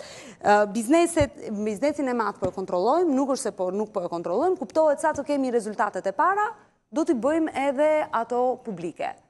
Një pyetje kam unë, se pas e do dhe fjallën se shoh që është gati për pyetje tjera Besarti. Sa përqind të buxhetit zën bizneset e vogla nga taksat që paguajnë? Se ka një perceptim që është shumë i vogël zëri i tyre. Është shumë i vogël, por çfarë? Tani nuk të ndihmoj dot, mund ta kem këtu ta... Jo, 5%. Diçka më lart mund të jetë. Megjithatë, gjithë kjo zhurmë e madhe, gjithë ky transmision që s'funksionon për një 5% po bëhet? Jo, shiko, ajo që duhet kuptojmë është prandaj dua ta heq fokusin e të gjithë çështjes nga e ardhura në vetvete. Por problemi është çfarë bën biznesi i vogël. U mundua pak zoti Rumullaku ta shpjegonte. Ose çfarë ndodh në biznesin e madh me biznesin e vogël. Le të themi, unë jam një biznes i madh i cili importoi një produkt të caktuar, Coca-Cola. Le të themi, nëse të gjithë shitësit e pakicës e marrin atë pa faturë, sepse kuptohet unë shes të shitësit e pakicës, e marrin atë pa faturë, unë do të thënë, vetmja mënyrë për të rregulluar llogaritë e mia, shkarkoj me kasë. Dhe ajo që vini mre është që gjitha bizneset e mëdha, 90% të shitjeve të tyre i shkarkonin me kasë.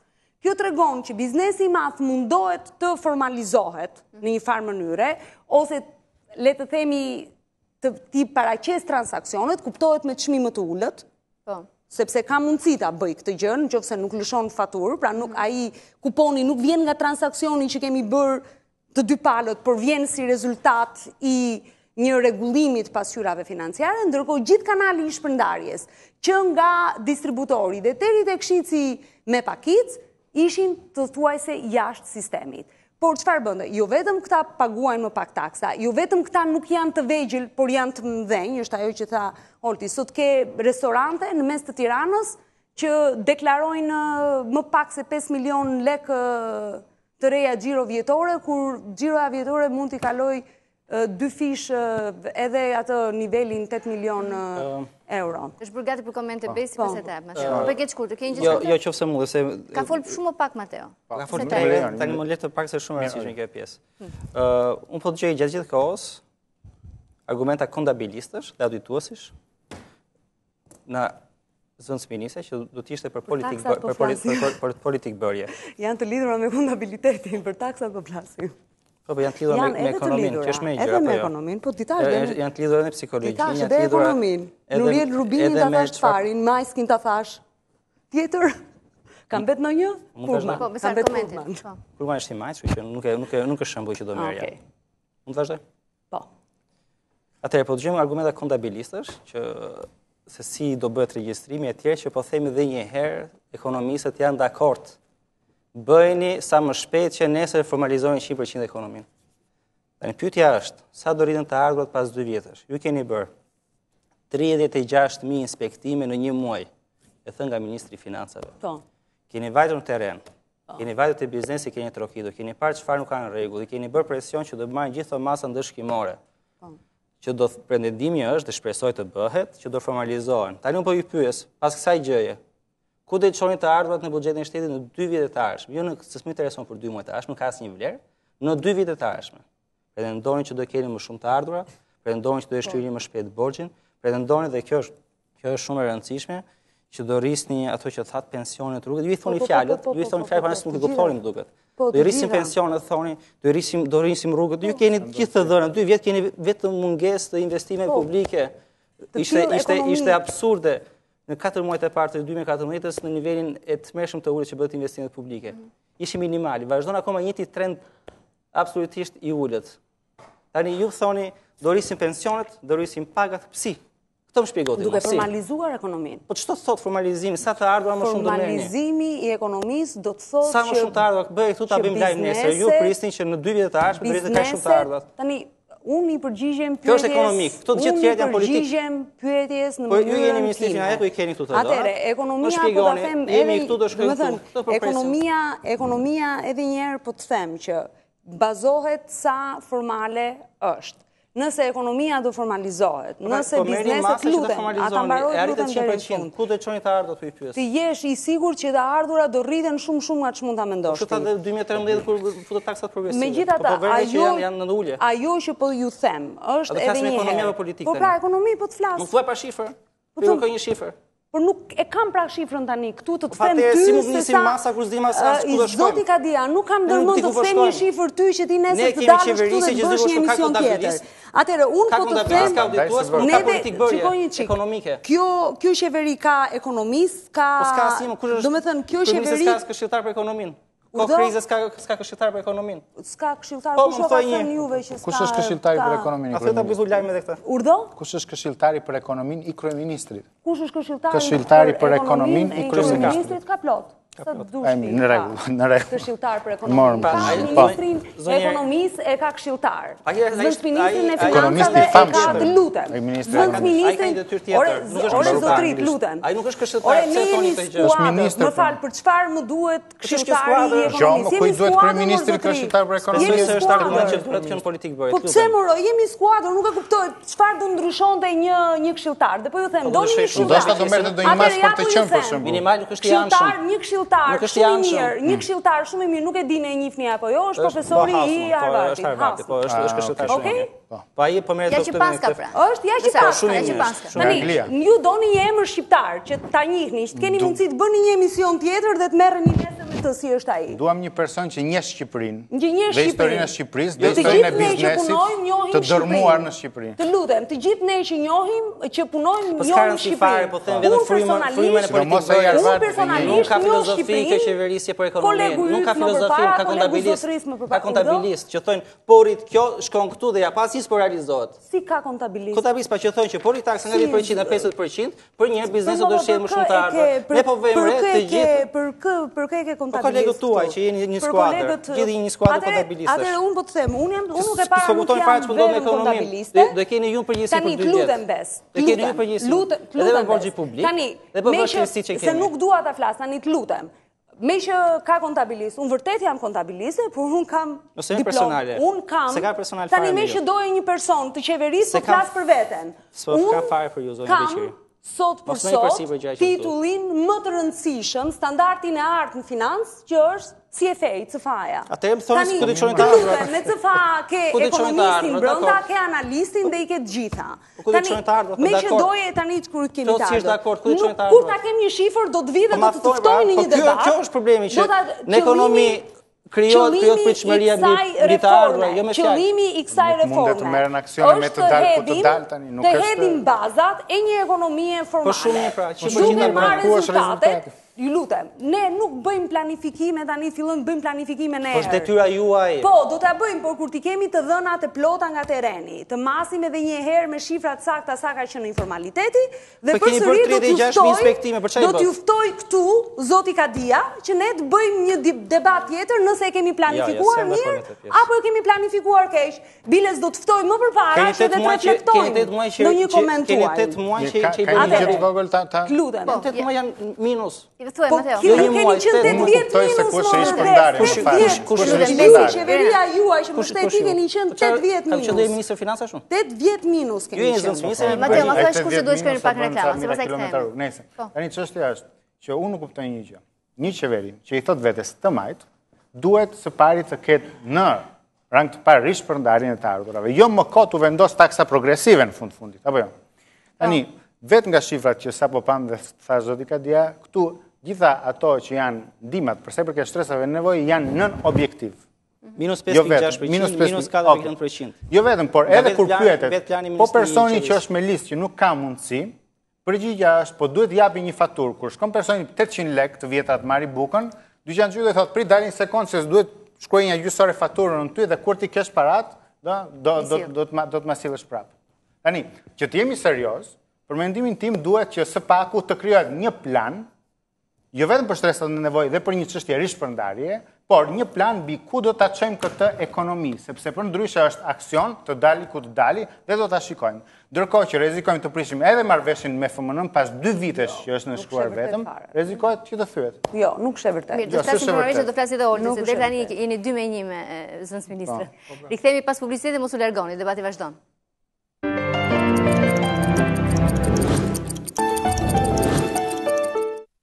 Po flasim për informalitetin në shënjestër të qeverisë për të çuar tregun dhe biznesin drejt një formalitetit patëm, por pasojat i kanë ndjerë fillimisht biznesi i vogël qytetarët, apo jo, që janë disi më vulnerabël, Olti. Në fakt, me thënë drejtën, për biznesin e vogël, po atë të vogël fare nuk ndryshon ndonjë gjë. Është po prap biznesi për 9-5 milion, që do thot i vetë punësuar që do thot që ka punësuar vetën dhe 1-2 familjarë apo të tjerë. ky është biznesi i vogël normal. Do thot literaturë të paktën biznesi më i vogël që nuk është në TVSH, pra nuk ka tatimi kryesor, duhet mbaj kryesisht një familje pak. Nuk mund të jetë biznesi i vogël siç është në Shqipëri çdo lloj super restoranti apo super lokali, si është lënë gjithë këto vite. E kuptoj që e bën këtë ndarje. Pa i që është vërtet i vogël, ndohet me kjo? Është bërë media dhe një berber, kucar, thjesht mjafton të lëshojnë kuponin, paguajnë atë 60.000 lekë muaj që është siguracioni vet, të vjetra flas, dhe kaq, nuk ka asnjë detyrim. Një detyrime që kanë qenë thjesht bëj këtë proces normal të konfirmimit të procesit të shitjes. Nga ana tjetër, për këto që janë të vogla, por nuk janë të vogla, unë kam marrë një shembull, një dyqan buke, në lagjen time shet gati 2.000 bukë në ditë, 2.000-3.000 bukë në ditë, unë bëra një llogaritje, shkon gati $300.000 në vit, shitje. $300.000 vit shitje është radhë aty, gjithë ditën radhë për ble bukë. Ai është biznesi i vogël akoma me letra. Ai paguan 250.000 lekë në vjetra. Ai xhiron e ka 1 milion, më shumë në ditë. Tani, kjo që kemi ne aktualisht nuk e kap dot atë. Pra, pa kupon, pa kontroll, me liberalitet maksimal, domethënë ai vazhdon, edhe fiton, edhe mund të harxojë, mund të shpenzojë, dhe ka me qindra biznese të tilla, të cilët janë mes biznesit vogël dhe mes biznesit madh, në fakt janë biznese madh. Jo, nuk ka nevojë. Se mori bukën, domethënë, mjafton nga fatura, numri thasve që del nga fabrika dhe shkon drejt biznesit. Ato thas dalin me kupon. Ato thas dalin me kupon. Pra mjafton dalja nga biznesi i madh. Dakor, është edhe kuponi, por është një mënyrë më e gjatë në krahasim me kontrollin fillestar. Ky nuk është biznes i vogël. Ky nuk është biznes i vogël. Domethënë, këtij i rritet detyrimi tatimor. Dhe ka pas një parajsë fiskale për 15 vjet. Nuk është parajsë fiskale, jo, është koncepti i gabuar. Është parajsë fiskale me 250.000 lekë vjetra në ditë. Thonë se s'është termi dorë. Është totalisht parajsë fiskale sepse aty mund edhe të 100 fishohet detyrimi fiskal. Po nga ana tjetër, ai që ja shet mielin tira, apo ai që e shet majan, apo ai që e shet kosin, vet nuk ka ndonjë përfitim të madh, mbetet në sistem, është në rrjet, paguan detyrimet, ndërsa ky që merr kosin e një fabrike apo mielin e një fabrike, ky vet është në një parajsë fiskale sepse ja shet qytetarit, nuk i jep kupon qytetarit, në tatime thotë unë kam xhiron e ditës e kam 50.000 lekë vjetra, kur ai mund ta ketë 1 milion vjetra dhe vazhdon ky sistem vazhdimisht. Ky segment është segmenti që pritet të sjellë rezultate të para, qoftë për regjistrimin e punonjësve. Çfarë rezultati? Se është ajo pyetje që bën Besi, rezultat në kuptimin e stacionit të ardhurave apo të formalizimit? Jo, që ta marrë, biznesi i vogël në Shqipëri nuk ka aq pak të ardhura. Ka pak të ardhura pjesa e taksës së biznesit vogël. Ajo ka pak të ardhur, po kur hyn te pjesa e sigurimeve shoqërore shëndetësore nuk është aq e vogël, ka afërsisht rreth 20% të sigurimeve shoqërore dhe shëndetësore në Shqipëri, dhe në momentin që kjo shtohet baza, pa diskutim do ketë edhe më shumë, dhe sidomos kjo që unë e quaj si një biznes hibrid, pra momentalisht është në letra i vogël, por realisht nuk është i vogël. Dhe këto janë me mira, mos themi unë gjykoj që janë mbi rreth 10.000 biznese të tilla, që mund të jenë më shumë. Nga ana tjetër, problemi i shifrës është vërtet është kyç në këtë rast. Po. Nuk është te shifra se sa është tek një hap, sa do ta hedhim hapin. Pra ne do i afrohemi vendeve fqim, Serbia e Maqedoninë që unë i kam parë, i kam lexuar me kujdes kur e kanë bërë këtë pjesë, ato vinin direkt pas luftrave. Pra lufta e Kosovës, lufta me shqiptarët, kishin shumë shpenzime, i duheshin. Kishin një situatë shumë vështirë ekonomike dhe si e zgjidhen situatën, e zgjidhen duke e vënë shtetin në shina. Pra kishin shpenzime veteranësh, shpenzime rindërtimi, shpenzime ku do t'i gjejmë para? Do t'i gjejmë me taksa dhe i morën taksa. Dhe tani janë vende me një sistem tatimor që në momentin që hyn në Bashkimin Evropian dhe bën gjitha ato procese aderimi, nuk ka asnjë letër, asnjë gërm që flet për këto, sepse e kanë sistemin shumë mirë të pikë. Kurse ne jemi totalisht nga ana tjetër le të themi barikadës për këtë pjesë, pra jemi sistem akoma në vitet para viteve 2000 dhe akoma diskutojmë. Pra, unë mendoj që hapi mund të jetë shumë i madh, siç mundet që të pa dashje për shkaqe të ndryshme politike, afrohen zgjedhjet, do ketë intimidim, mund të jetë një gjysmë hapi i cili na lëviz pak kur them pak tip 300 apo 400 milion dollar në vit të shtuara, por nuk bën atë hapin cilësor që ne të kalojmë, të mos quhemi një vend me administrata dimore të dobët, por ta përmirësojmë më tepër në vazhdim. Një shembull shumë i mirë i formalizimit, që ka filluar edhe i luftës kundër informalitetit, mund të jetë, po ja bie zotit Kadia, mund të jetë dhe është, jo mund të jetë, po është paketa bujësia. Çfarë bëm me paketën bujësia? Me paketën bujësia, u thamë fermerëve, pa nisuni me një nipt, i cili nuk ka sot për sot përgjegjësi fiskale dhe nuk ka përgjegjësi fiskale, por jep mundësi grumullusit, qoftë atij që eksporton, qoftë atij që e merr, qoftë atij që e merr dhe e përpunon produktin tënd, qumshin, domaten, frutën, çfarë do lloj qoftë, që të ketë mundësi të faturojë 20% e të vëshës që fshatari nuk ja faturonte dot ose fermeri nuk ja faturonte dot. Atëherë, çfarë ka ndodhur? Më shumë, jo vetëm që u rrit prodhimi bujqësor dhe sot nuk ka mbetur dhe nuk po prishet, por ka ndodhur një element tjetër shumë i rëndësishëm. Për gjithë kompanitë të cilat përpunojnë produkte bujqësore, sot kanë mundësi ta marrin lëndën e parë të formalizuar. Dikur më përpara duke mos e pasur këtë mundësi, atë qumshin që fusnin pa faturë, kuptohet nxirrnin një produkt të qumshit po pa faturë. Pra e shisnin në informalitet të plot. Tani, duke e futur lëndën e parë me faturë, kanë mundësi ta shesin ato me faturë. Dhe janë rritur edhe xhiroja e gjitha kompanive që bëjnë produkte bujësore, por edhe taksat e paguara prej tyre. Dhe një gjë tjetër që është shumë e rëndësishme, që ti shpjegoj zotit Besart që nuk është vetëm çështje ekonomie, kaq, do të thënë agregate, është një çështje shumë më analitike dhe duhet futesh më në qeliz dhe zoti Kadia më ndihmon dot këtu. Të lutem ta mbaroj. TVSH-ja është një nga taksat që në Shqipëri performon më mirë.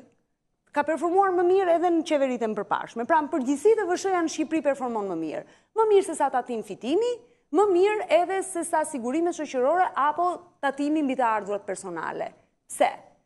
Për këdo që ja bën këtë pyetje pse dhe do të futet tek shifrat, është shumë e kollajshme. Sepse ne të vëshën pjesën më të madhe e mbledhim në dogan, on spot, pra me një herë, sa hapet trau, dhe pjesa që mbledhim brenda vendit është shumë e vogël. Marzhi me të cilin shesin bizneset e mëdha, duke shkarkuar dhe me kas, është shumë i vogël. Kjo ul tatim fitimin, kjo ul xhiron dhe kjo ul dhe gjithë shpenzimet e tjera të deklaruara, nën deklarohen punonësit, nën deklarohen pagat, dhe kështu zinxhiri informalitetit është shumë i madh. Kështu që duhet të jesh dhe ekonomist, edhe pak kontabilist, duhet njohësh mirë fiskun, që të kesh mundësi të bësh politika fiskale të drejta. Është e thjeshtuar që ne kemi ekspertë të tjerë, ka shteti shqiptar, ka 23 vjet, 25 vjet që po ndërton ekspertizën e administratës saj, ka qenë në kushtet e 50 vite pa ekonomi tregu, po e ndërton pak nga pak, dhe unë më them që besoj nga viti 98 me sot jemi shumë më mirë. Po jo.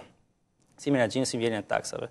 Jo për më të TVSH-n, por unë prapë do e theksoj dhe këngull që prapë plani për kundrejt vjedhjes faktike është minus 1.5% në 8 muajt e parë. Performon më mirë në lidhje me GDP-n. Aty shikojmë performancën e TVSH-s. Po është më shumë të ardhur se sa nuk shikohet vetëm me planin. Padyshim, po. Dakor? Shikohet në përqindje me GDP-n. Padyshim, po. Nuk është i vetmi matës i vlefshëm plani për performancën. Po është prapë negativ, këtë po mundojmë të themi. Tani nuk është i vetmi matës i vlefshëm.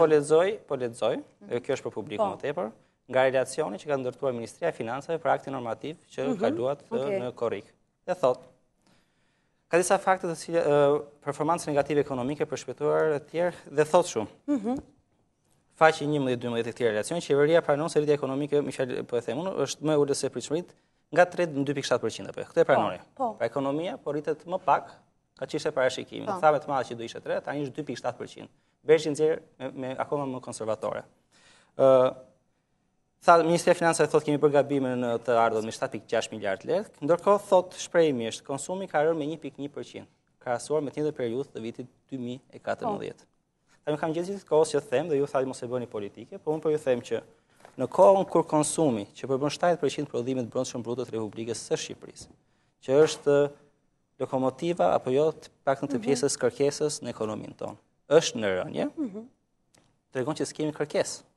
Tregon që nuk duan të blejmë produktet ose kanë të kurrë në blerjen e produkteve të bizneseve shqiptare. Dhe ne po themi këtë gjë. Formalizimi duhet ekonomisë shqiptare, do të shkojë deri formalizimit plot. Si ekonomist. Po themi këtë gjë. Në kohën kur konsumi ty po të bie, në kohën kur qytetarët nuk do blejnë më madhra, ti me formalizim, se biznesi nuk formalizohen sepse ka kosto apo jo për biznesin. Në çastin që ti rrit edhe kostot me taksat, sepse taksa është kosto për biznesin, por ju është ardhur, pra për ata është kosto. Në çastin që ti rrit koston aty, në çastin kur nuk ka më blerës, ti e çon drejt kolapsit.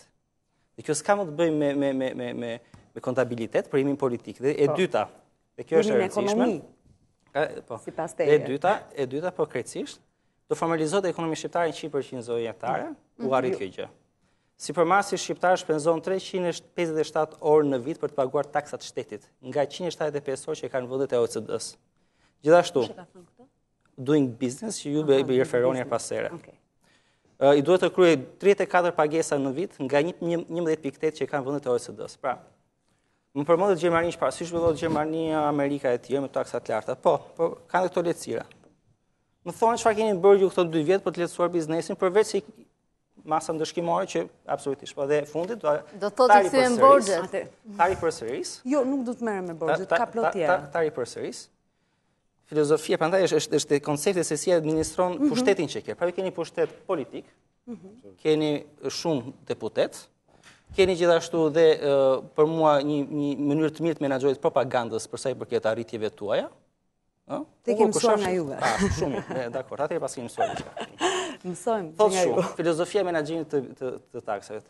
Të marrësh taksën e duhur në kohën e duhur për të lejuar shoqërinë të funksionojë.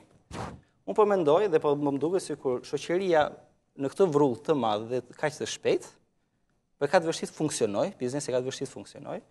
Vajta të bleja ujë të një nga bizneset që shkoi të blej ujë për ditë te puna, nuk kishte ujë sepse nuk lejohet, sepse etj, nuk lejohet furnizim në këtë orar, pra gjithë shtohen rregulla sa kemi dhe mungesa të produkteve në dyqane. Unë e kuptoj dëshirën e mi për ta çuar në formalizim, por me këtë shpejtësi dhe të menjëhershme dhe pa pjesën edukative, po e çojmë drejt mos funksionimit të ekonomisë shqiptare dhe e konfirmoni dhe ju kur thoni që konsumi ka rënë me 1.1%. Kjo është e saktë apo jo? Atëre, që të fillojmë me që zoti Kadia kërkon që me se s'bënd më fus tek shifrat. Atëre, ekonomien e planifikuan bashkë me FMN që do rritej 3%, u rrit 2.5%. Pra, në fund të ditës, planifikimit bim dakord që është një target që mendohet që do arritet, por ka skenar të ndryshëm, mund të arritet, mund të i kalohet, pra këto janë gabimet normale të pranueshme të planifikimit. Çështja e parë. Çështja e dytë, konsumi.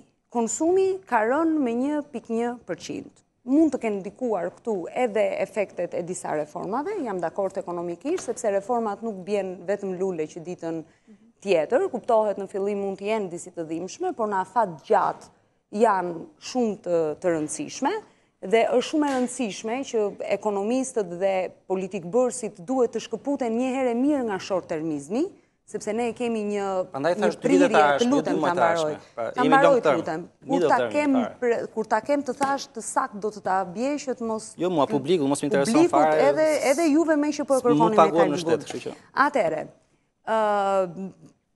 normalisht, thash reformat kanë edhe efektet e tyre që mund mos jenë shumë pozitive që në momentin e parë, se nuk kanë vetëm efekte pozitive, por e rëndësishme është që mos jemi vetëm në afat të shkurtër. Më thënë të mendojmë gjithmonë në afat të shkurtër. Mjafton të kemi bukë për sot, pastaj për nesër... Kjo është filozofia juaj. Pastaj për nesër shikojmë edhe bëjmë. Kjo është filozofia e ekonomisë që ishte ngritur, ose marrim dhe nga ato që mund t'i paguajmë nesër për të ngrënë. Të vazhdojmë në një moment tjetër. Mund të ketë edhe një element të rëndësishëm, që jam dakord këtu me Besartin, që thotë që ekonomia është sjellje në fund të ditës. Dhe po i kthehem përsëri asaj shprehjes shumë të famshme, që thotë që optimizmi i madh vdes në krizë.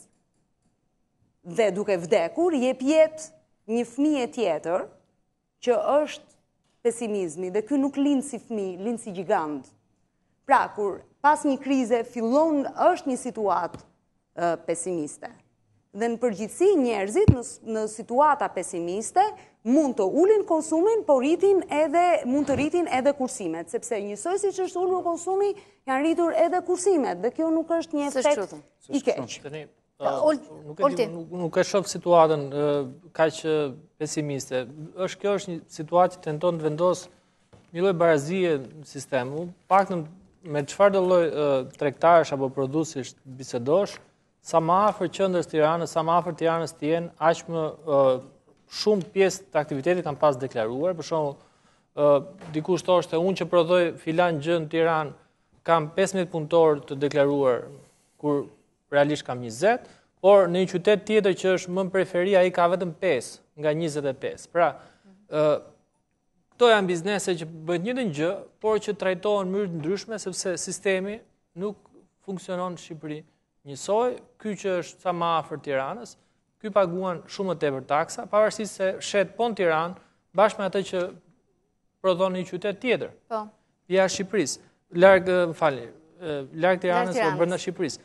Por, nga ana tjetër, në momentin që një biznes shqiptar synon të dalë nga Shqipëria, formalizimi është i pari që e godet. Pra në momentin që ka gjithë jetën i pa formalizuar ose gjysmë informal e ka të pamundur të konkurrojë, është totalisht i pa përgatitur sepse ka marrë gjithkohës avantazhet e taksave më të ulta të paguara, rushfete të paguara, korrupsionet e tjera, dhe në momentin që krahasohet me një prodhues Maqedonas apo një prodhues serb apo një prodhues malazez, është gjithmonë në disavantazh sepse ato janë mësuar, kanë një ritëm tjetër, paguajnë detyrimet tatimore dhe në çdo vend ku diskutohet formalizimi, shikohet dhe fakti se ky set biznesmenësh apo biznesesh që janë në vend, a kanë mundësi të dalin në tregun global?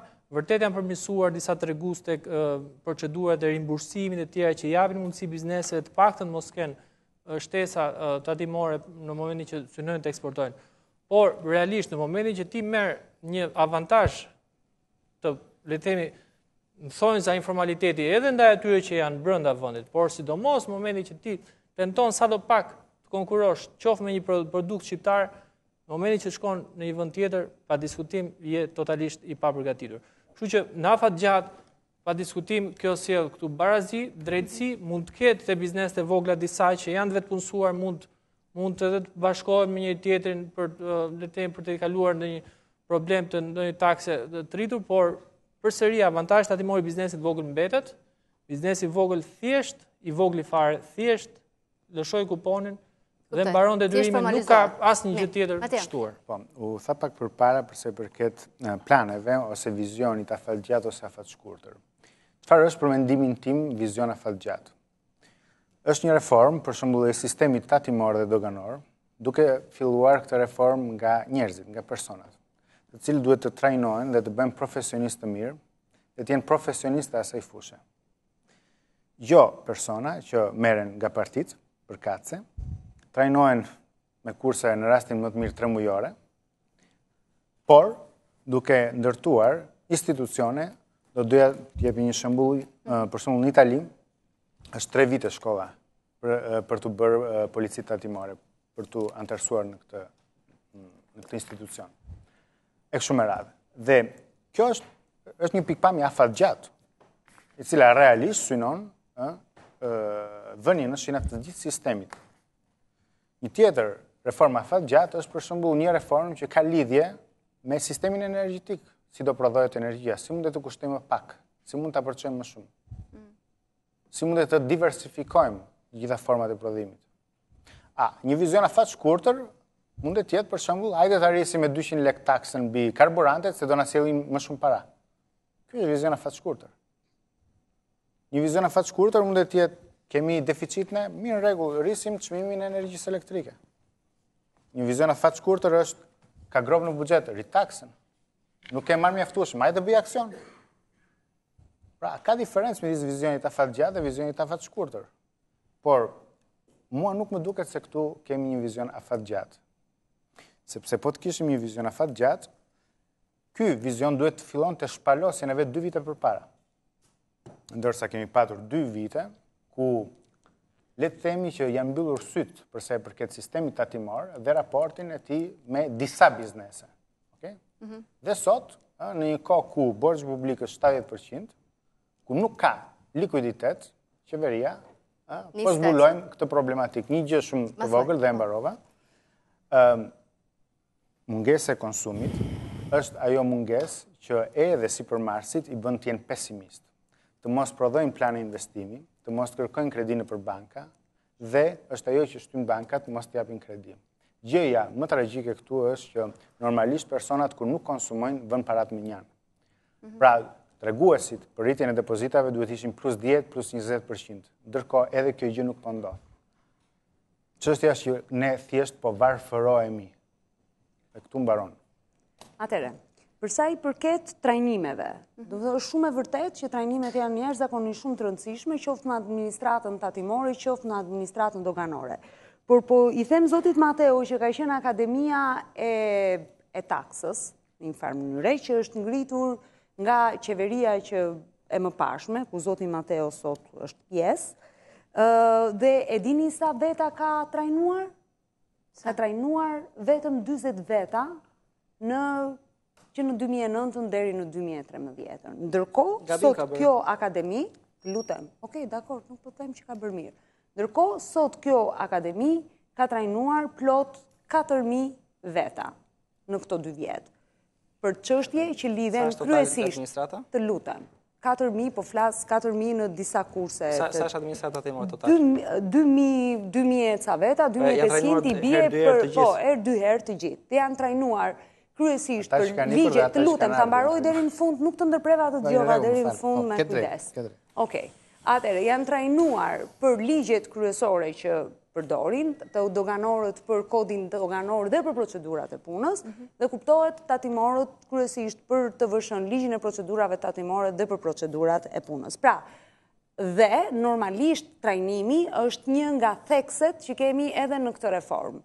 Po ta keni dëgjuar edhe kryeministrin, gjithmonë ka kërkuar dhe gjithmonë kërkon në çdo takim që të vazhdojnë trajnimet në mënyrë të pandërprerë, edhe pse le të themi atu punojnë tani me orë të gjata.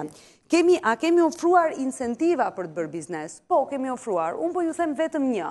Dikur, në qeverinë e mëparshme, për të regjistruar një person të ri, duhet të bëjë aplikimin online, pra regjistrojë online, po merrja atë fletën bëje edhe tek inspektoriati i punës.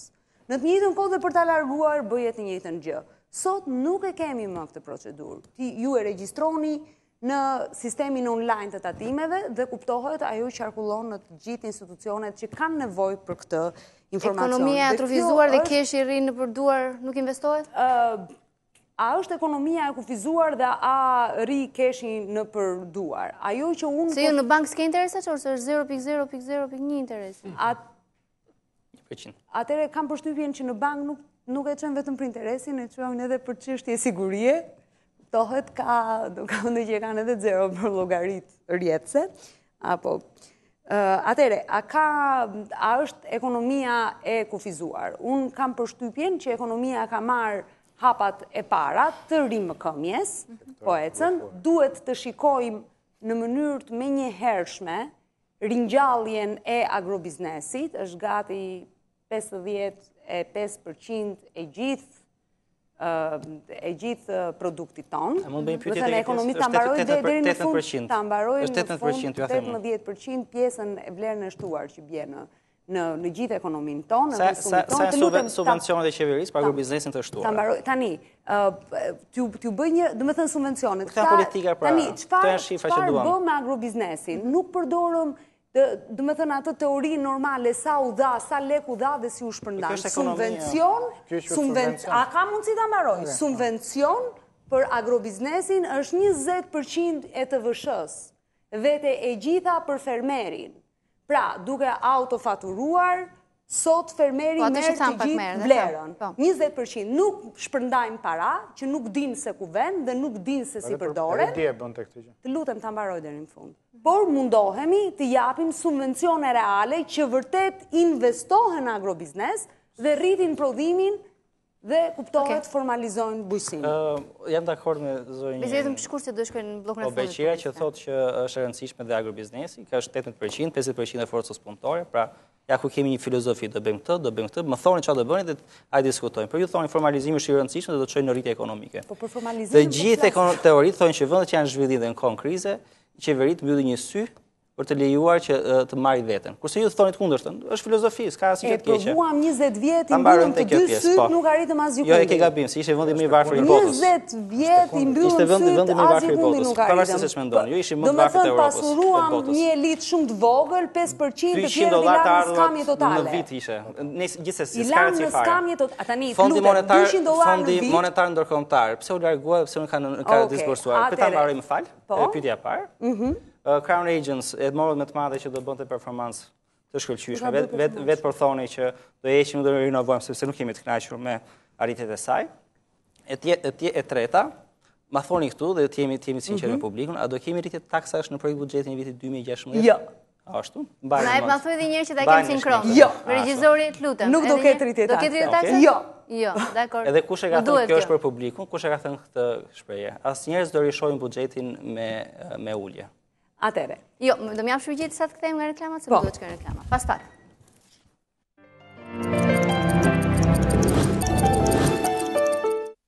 Jemi në pjesën e fundit, minutat e fundit mbetura, zënja Beqer, për ju. Po, atere, për pyetje që bëri Katia, e kolegut. FMN-ja, po. FMN-ja. Pse nuk u nënshkrua marrëveshja me FMN-n? Do të thënë, FMN-ja nuk është larguar, gjë që ta dinë, do të thënë, të gjithë qytetarët. Do të thënë, procesi i rishikimit të marrëveshjeve me FMN do vazhdojë, ata do të jenë këtu në tetor. Kuptohet që të dy palët, do të thënë, edhe ne, edhe FMN-ja do të vazhdojmë procesin e negociatave dhe kuptohet edhe të parashikimeve, sepse kuptohet edhe të gjitha parashikimet i bëjmë me FMN-n dhe nuk kemi asnjë lloj prishje të marrëveshjeve apo të marrëdhënieve me FMN-n. Ato vazhdojnë, ne bashkëpunojmë, ministri besoj në tetor do të jetë në mbledhjen e FMN-s, kështu që nuk kemi asnjë problem me FMN-n. Tjetër, urdhon. Në fakt, gjitha këto ndërhyrjet e fundit, raportet e fundit që kanë nxjerrë FMN-ja deri në qershor, se normalisht korrik gusht janë pushim deri diku dhe pjesa e mirë e administrimit fiskal dhe e shtysës e presionit ndaj qeverisë ka qenë shumë e madhe. Dhe po të lexosh në mreshtat gjithë këto vite, ne kemi kryer gjithmonë idenë që doganat janë super probleme, kur në fakt super probleme kanë qenë gjithmonë tatimet. Dhe fakti që vendosë Crown Agents bushtua dhe FMN-ja gjithmonë kishte 2 rreshta për doganat dhe kishte hartim për tatimet dhe realisht për doganat vazhdonte presioni, vazhdonte Crown Agents, pse Crown Agents nuk ka rezultate, domethënë mbledhesh nga një gjë që nuk mund mbledhesh më, pa diskutim që ka dhe aty korrupsione të tjera, por jo që të kesh mundësi të performosh në mënyrë spektakolare.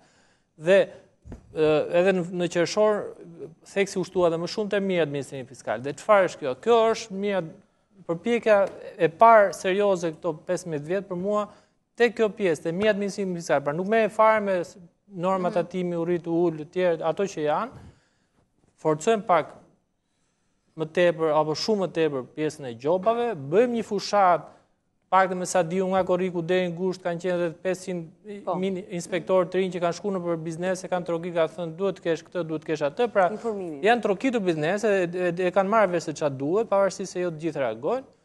Mua më qelloi dyqani poshtë pallatit që unë e kam parë vetë që kanë trokitur dhe tani konfiskuan mallin se nuk e kuptoi që i kishin thënë diçka. Pa u latri një dhjetori me konfiskim. Pra, po para se të miratoj kjo. Po. Dhe po tani ka edhe shans në këtë rast të keq.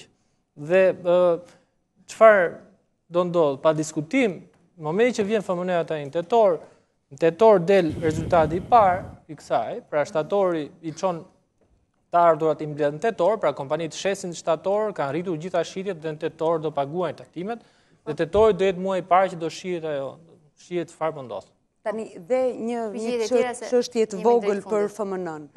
FMN-ja po bashkëpunon shumë gusht me administratën tatimore. Normalisht bashkë kanë le të themi ideuar gjithë modelet e riskut, bashkë kanë një plan strategjik 2 vjeçar me deadline dhe me objektiva të përcaktuara. Në të njëjtën kohë, përsëri së bashku, administratat tatimore bashkë me FMN kanë ndërkërcuar edhe strukturën e re në tatime. Është e vërtet që FMN-ja ka një tekst të veçantë në rritjen e mirë administrimit të sistemit fiskal. Atëherë, një çështje tjetër, edhe një çështje të fundit për FMN-n. Një çështje tjetër që normalisht po kërkojmë të asistohemi nga FMN-ja është që në për të dy administratat, jo vetëm për administratën e taksave, por dhe për administratën doganore, mos të jeti vetëm i matës i performancës plani. Të ketë edhe indikator të tjerë të performancës. Si sa biznese janë gjetur që janë në përputhshmëri me ligjin, si i shërbejnë biznesit, pra të ketë dhe element të tjerë të matjes së indikator të tjerë të performancës. Sepse sot për sot, por të flasim për këto dy institucione, flasim vetëm për planin. Për sa i përket Crown Agents. Crown Agents është konsulenti ynë. Dakor? Me thënë, Crown Agents është konsulent dhe në qoftë se ka bërë, dhe me thënë, në qoftë se ka pasur shumë element që kanë thënë që nuk ka bërë një punë të mirë, apo nuk i rriti të ardhurat, ne jemi në të njëjtën anije, le të themi. Kuptohet që ato që kanë ndikuar në performancën tonë, që i radhitë më përpara, nuk ishte se si t'i ndryshon të Crown Agent. Por Crown Agent ka bërë një punë jashtëzakonisht të mirë për vendosjen dhe zbatimin e kodit të etikës në dogan, ka bërë një punë shumë të mirë për sa i përket trajnimeve, ka bërë një punë jashtëzakonisht për sa i përket inspektimeve në teren dhe sidomos rritjes së etikës së punonjësve të doganës. Dakor, janë për shpak e shtrenjtë, 10 milionë euro për titull etikën. Të do thë edhe unë, ja vlen ajo tarif për... Është me shtrenjtë GFI-ja. Shumë mirë. Okej? Okej. Sa shkolla mund të ishin bërë me 10 milionë dollar pastaj? Është me shtrenjtë GFI-ja. Mbaroi pyetjet? Po asnjëherë nuk do të rishojmë buxheti me ulje, kush e ka thënë? Këtë nuk e di kush e ka thënë. Dakor. Ka rëndësi kjo. Mori përgjigjen për FMN-n, Në ishte në fakt, rregull? të them diçka. Po. Gjë më e mirë që ndodhi në dhjetor ishte që buxheti ishte super ambicioz në dhjetor. Po. Flas të 2014-s. Por duke qenë super ambicioz, unë vetë isha shumë i bindur që 6 muajt e parë nuk do realizohej sepse vinte nga një situatë e ngjashme nga 2014. Por në momentin që hyn një angazhimi super ambicioz, ndoshta në mënyrë të nëndeshme mund të jenë bërë gati këto fushat e tjera, por nuk dukeshin në përgjithësi dhe nuk reflektoheshin rezultate.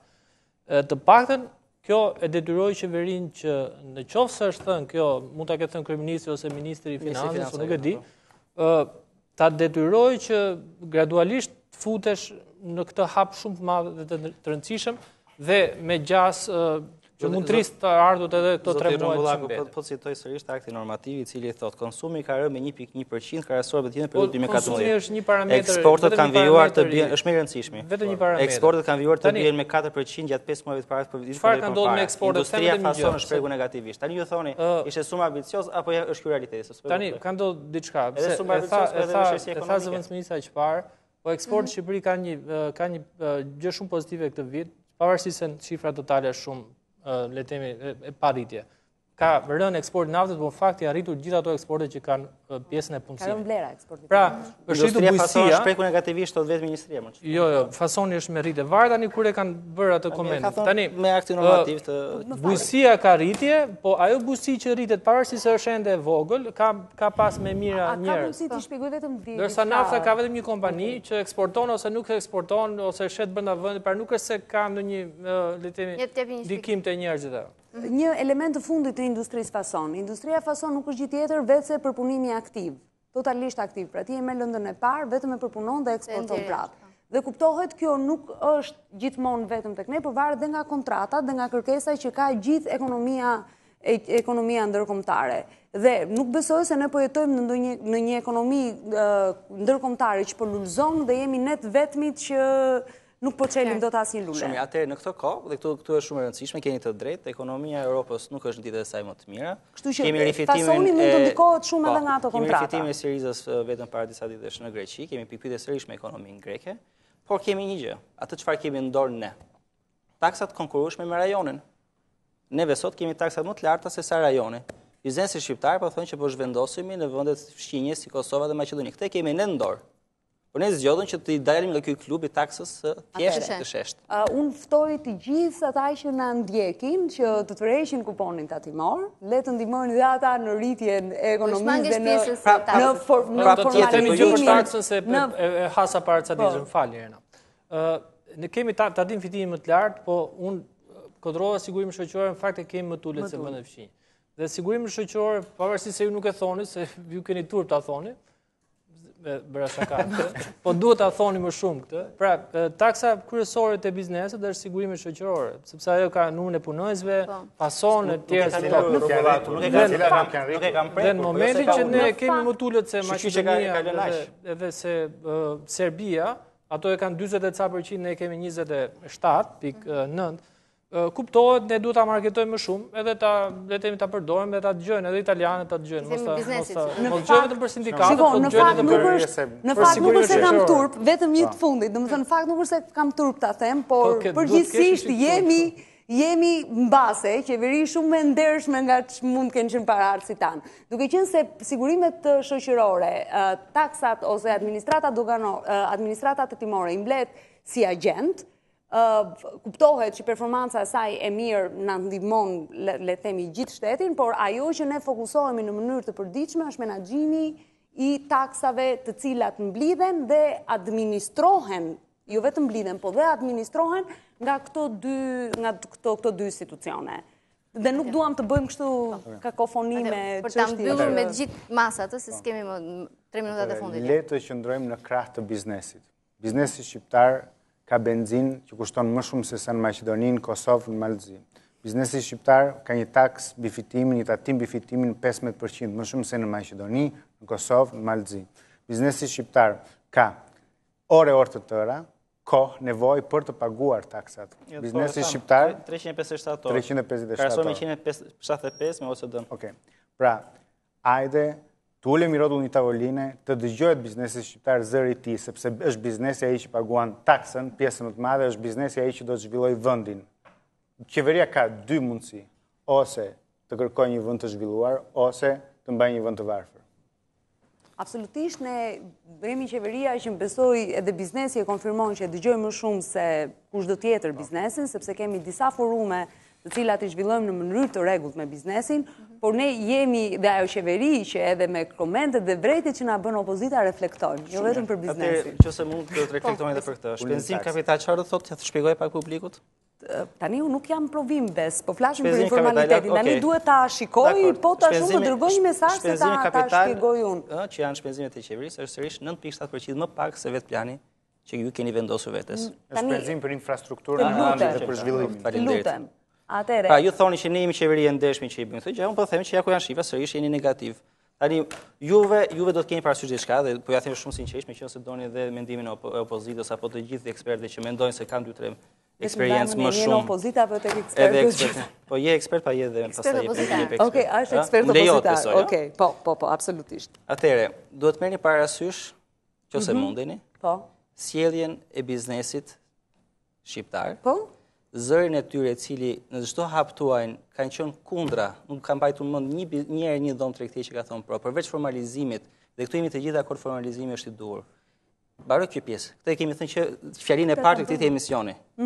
Po s'po bien dakord as pak për mënyrën dhe kohën kur po zgjidhet dhe po i pyes edhe një herë, nuk dim akoma çfarë ju prisni për këtij aksioni. Dhe kjo është pyetje thelbësore dhe bën tani. Do përgjigjeni për jashtë. Po do të çfarë do doja fjalën tani. Sot ishte hapi i dytë për mua. Nëse në 1 shtator ishte hapi i parë, sot ishte hapi i dytë. Me këtë ligj që miratuam. Qeveria tregoi që ishte shumë serioze, për të mos thënë hiper serioze, sepse realisht fakti që gjobat u standardizuan edhe le të themi nuk ishte fare një tërheqje mbrapa, por ishte një shtytje e fortë përpara, tregon që kjo nuk është një situatë që do kalojë me disa javë. Jo vetëm gjoba, po është në ligj është futur dhe kallëzimi i prokurorit për ndjekje penale. Patjetër, evazioni është vazhdim dhe në momentin që qeveria duket që nuk e ka për 2 javë.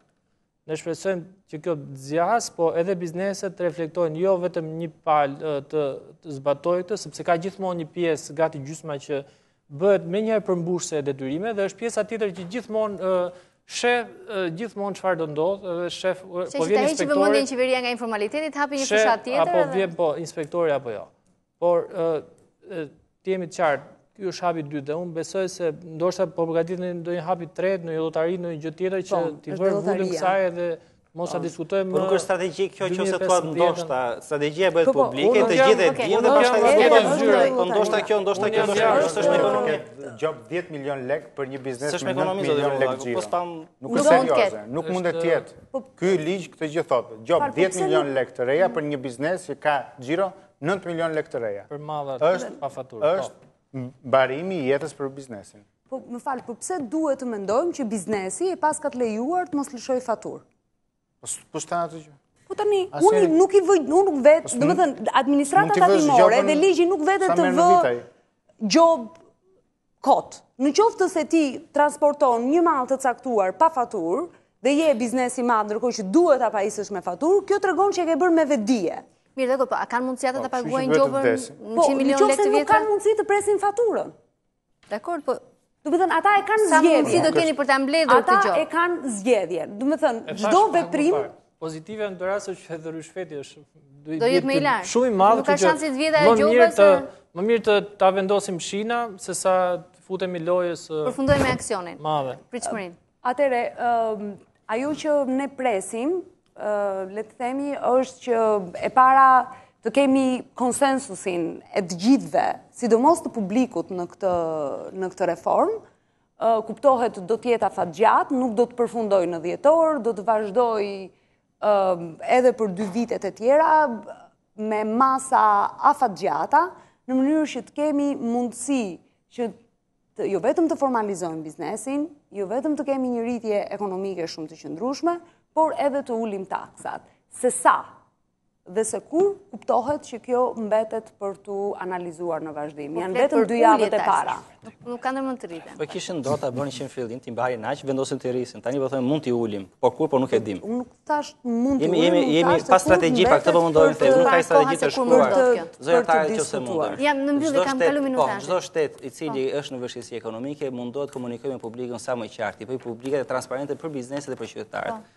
Akoma dhe sot nuk dim çfarë strategji është kjo, po marrim masa, por nuk dim strategjinë. Kemi ligje që ndryshojnë, po jo strategji. Unë kam po Ajsa Besardi, mbase një çik më shumë që jetoj në Shqipëri, se duhet jem disi më e madhe se sa Besardi, dhe kam qenë në pjesën më të madhe të kohës time, kam qenë publik dhe kuptohet jo eksperte, por teknike. Por teknike. Dhe ajo që unë vëre është kjo gjë, që transparencën e kemi jashtëzakonisht shumë të madhe. Më shumë se sa e kanë pasur qeveritë e më përparshme. Jashtëzakonisht shumë më të madhe se sa e kanë pasur qeveritë e më përparshme. Jo vetëm e kemi shumë të madhe, por pranojmë edhe në momentet që mbase duhet të rishikojmë diçka në strategjinë tonë dhe reflektojmë. Gjë që nuk ka ndodhur asnjëherë më përpara dhe këtë e them si publik, jo si pjesë e qeverisë. Nuk ka qenë kështu. Sidomos për transparencën njerë, unë propozoj që kësaj qeveri të jepet medalje. Ka marrë raportin që është bërë me ndërkombëtarët, është dhe më tulta në rajon për transparencë.